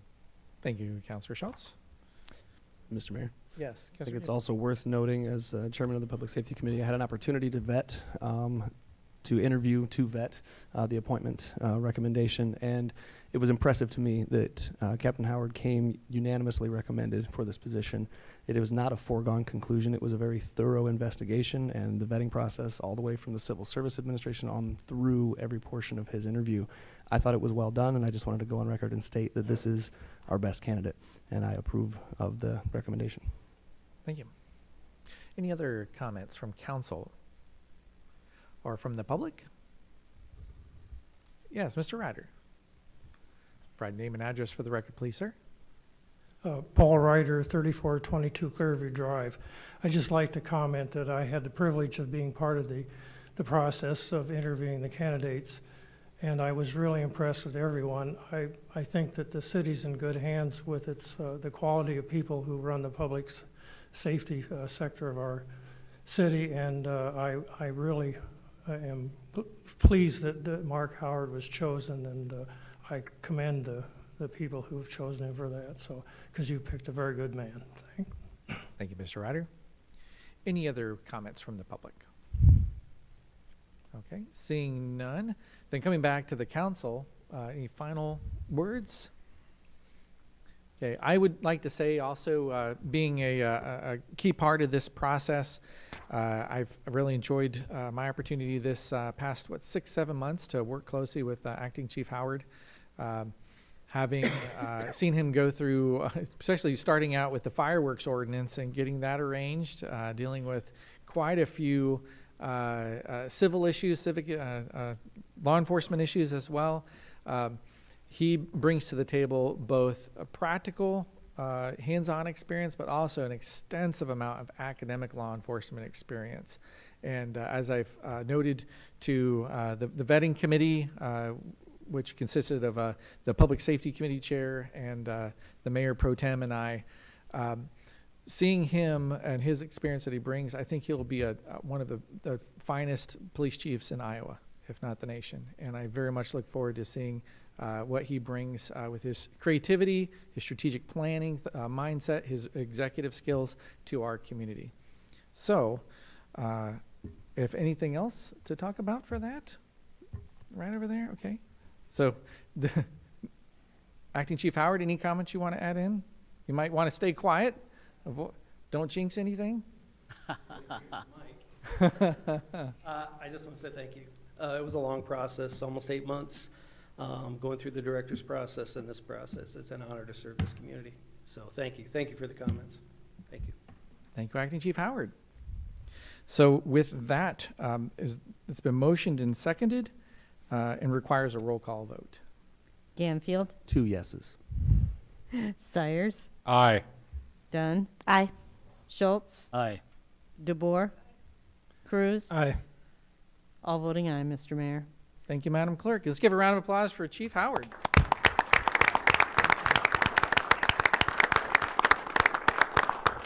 I'd also like to take just a moment to also thank Director Birdie for the process for developing that. As Paul Ryder had mentioned, it was a very thorough public vetting. We brought in community leaders. We're making a point of making this as public a process as possible because in his situation, he deals so extensively with the public.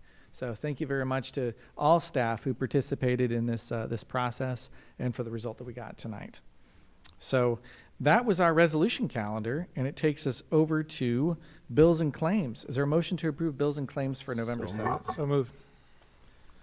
Second. Motion and seconded. And any discussion? Any from the public? So motion and seconded, and it requires a roll call vote. Ganfield, Aye. Sires, Aye. Dunn, Aye. Schultz, Aye. DeBoer, Cruz. Aye. All voting aye, Mr. Mayor. Thank you, Madam Clerk. And do we have any council referrals tonight? Mr. Mayor. Yes, Councilmember Cruz. I guess basically picking up where we were discussing on 6th and Main to have a cost and benefit analysis of a 3-legged roundabout for that intersection.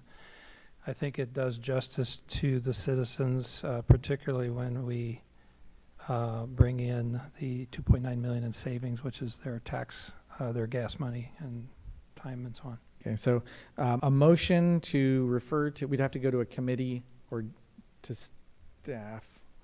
Whatever's timely to get it done for the. So looking through having it come to staff, it still would need to be presented in committee. So yeah, this most appropriate would be Public Works, if that's okay. So refer to Public Works Committee, a cost benefit analysis of a 3-legged roundabout. Is there a second? Second. Second. Okay, a motion and seconded. Would you want to have that graphic showed now?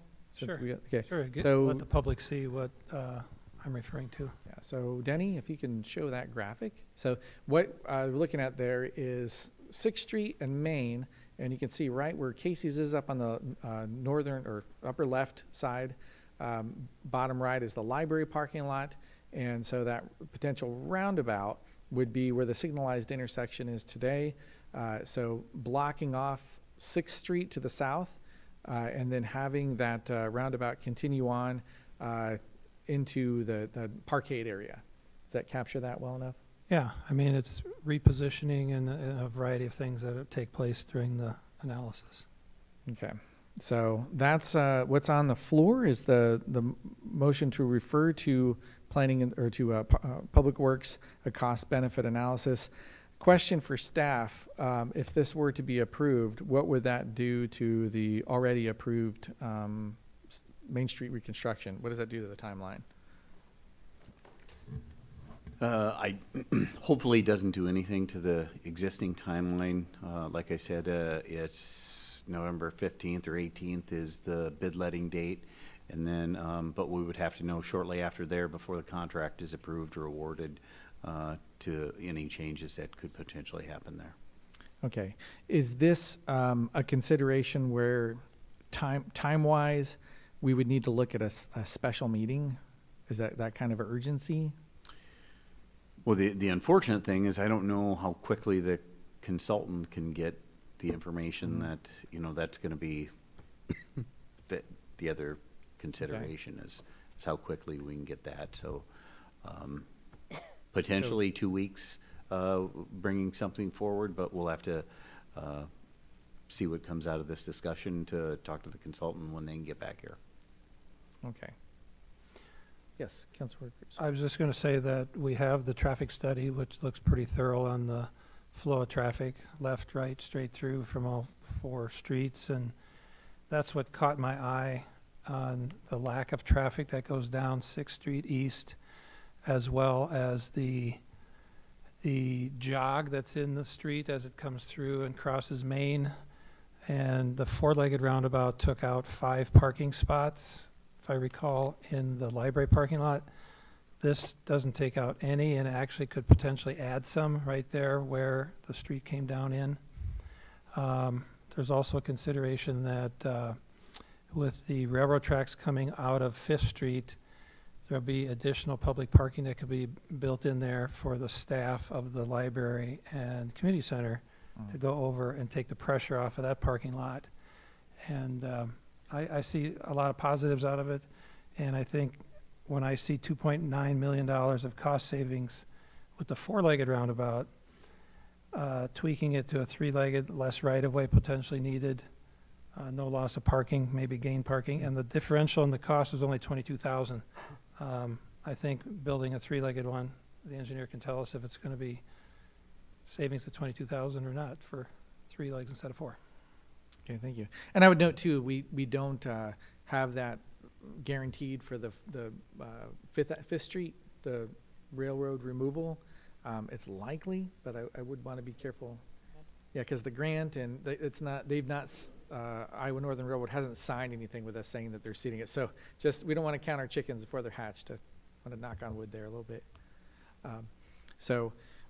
Any other discussion from council on this referral? Mr. Mayor? Yes, Councilor Dunn.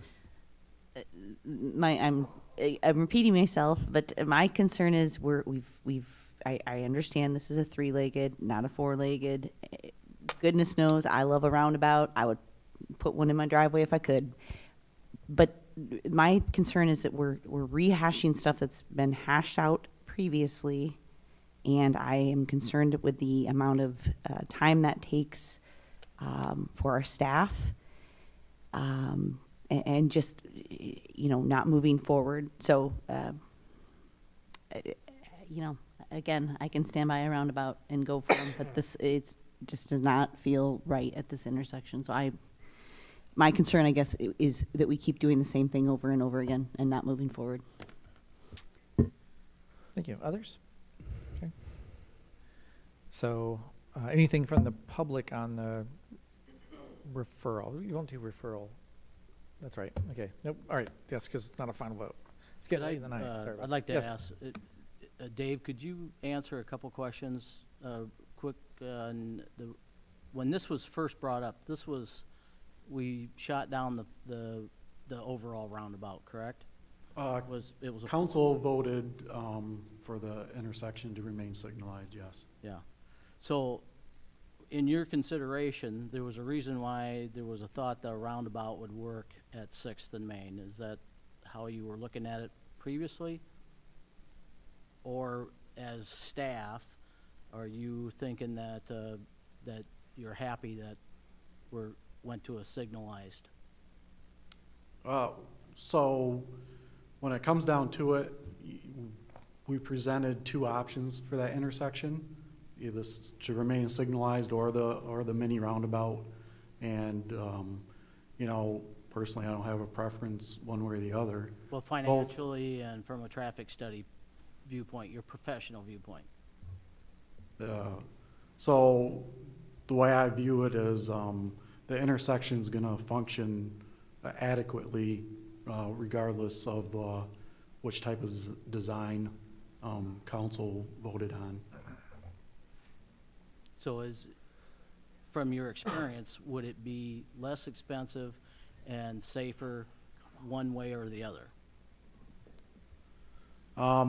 So maybe I can jump in here. I think, Mr. Schultz, what some of the questions that you're asking, Mr. Monize here was the actual engineer that presented on that.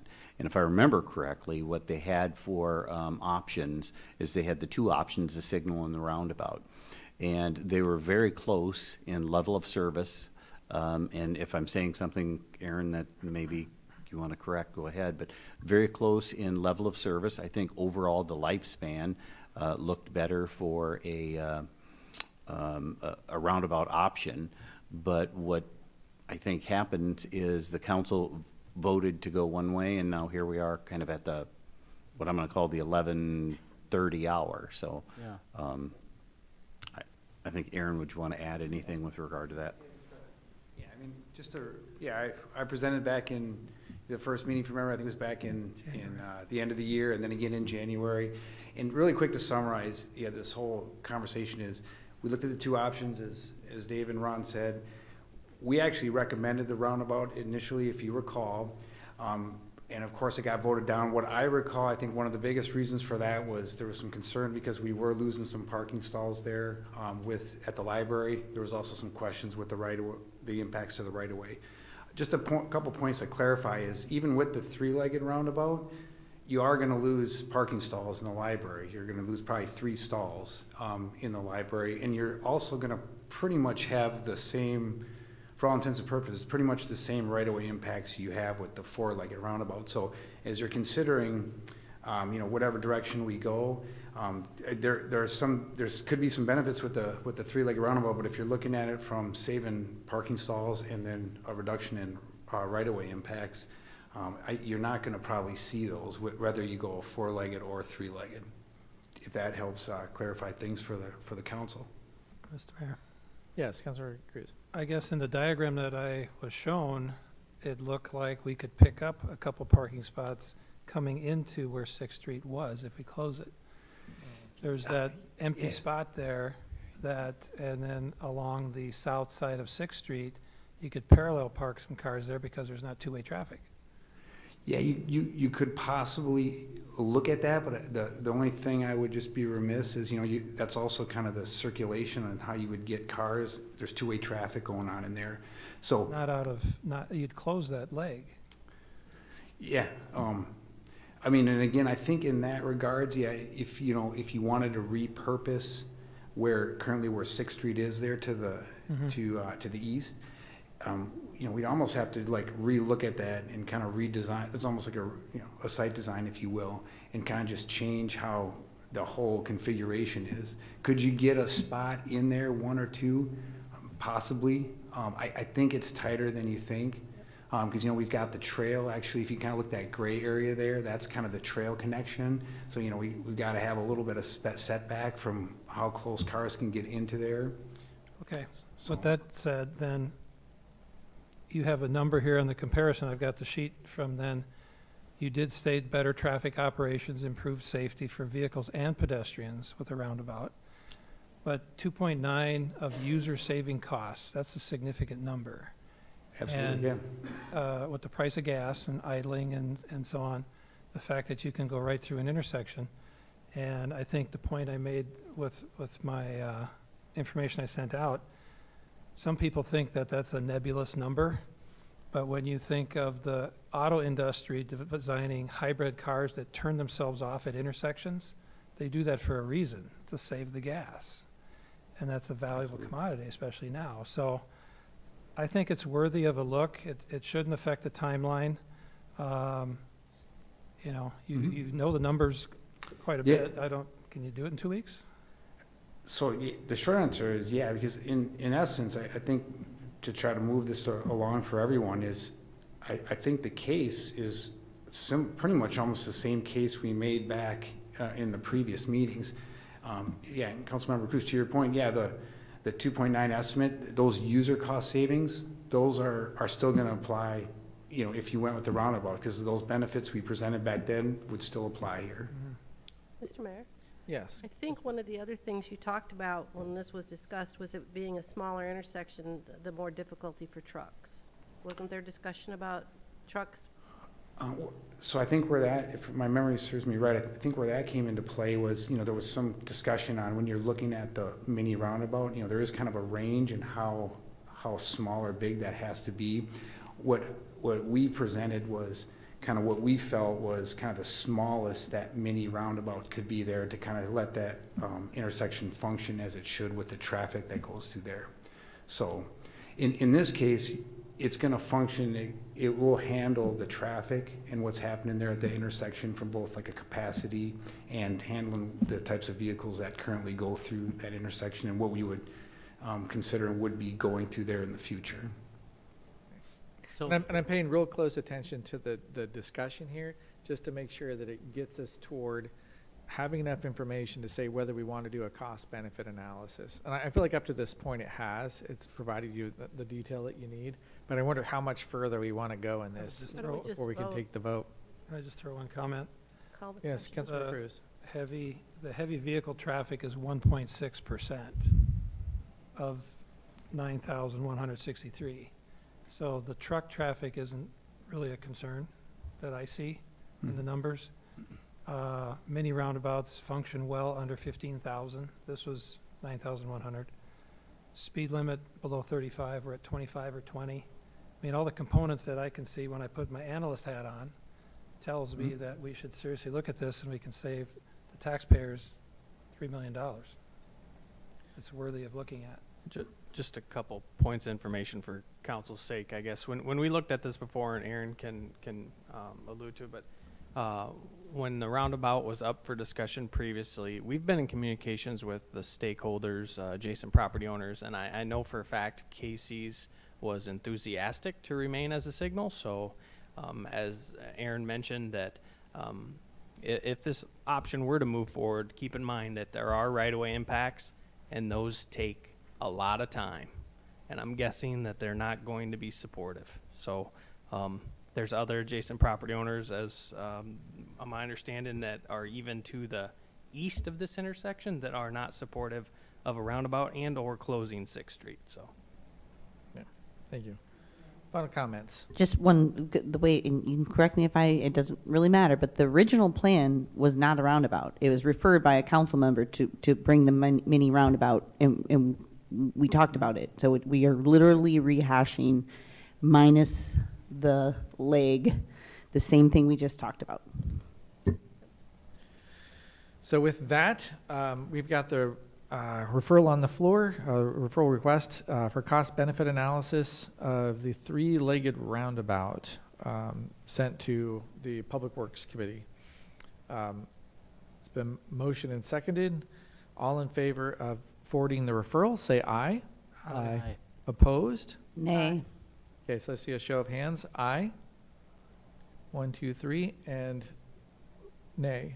1, 2, 3. So, being a nay, that fails. Or since it's even split, the noes always carry on a motion like this. So that does fail, and it brings us to council. Or excuse me, are there any other referrals tonight? Okay, seeing none, then moving over to council updates and announcements. Anything to report tonight? Seeing none. With that, before we go, the next item is executive session. But I do want to note, when we go to executive session, I'll be behind in the new executive conference room. This meeting will re-adjourn for just a moment once we're finished with that. You're welcome to stay to watch that happen, but it'll be pretty boring. So with that, I will entertain a motion to move to executive session to discuss information contained in records in the custody of a governmental body that are confidential records pursuant to Iowa Code Section 22.750. So moved. Motion and is there a second? Motion and seconded, and requires a roll call vote. Canfield? Aye. Sires? Aye. Dunn? Aye. Schultz? Aye. DeBoer? Aye. Cruz? All voting aye, Mr. Mayor. Thank you, Madam Clerk. So we are now moving over to executive session, and I just want to encourage everyone to vote tomorrow, please. Sure they vote often.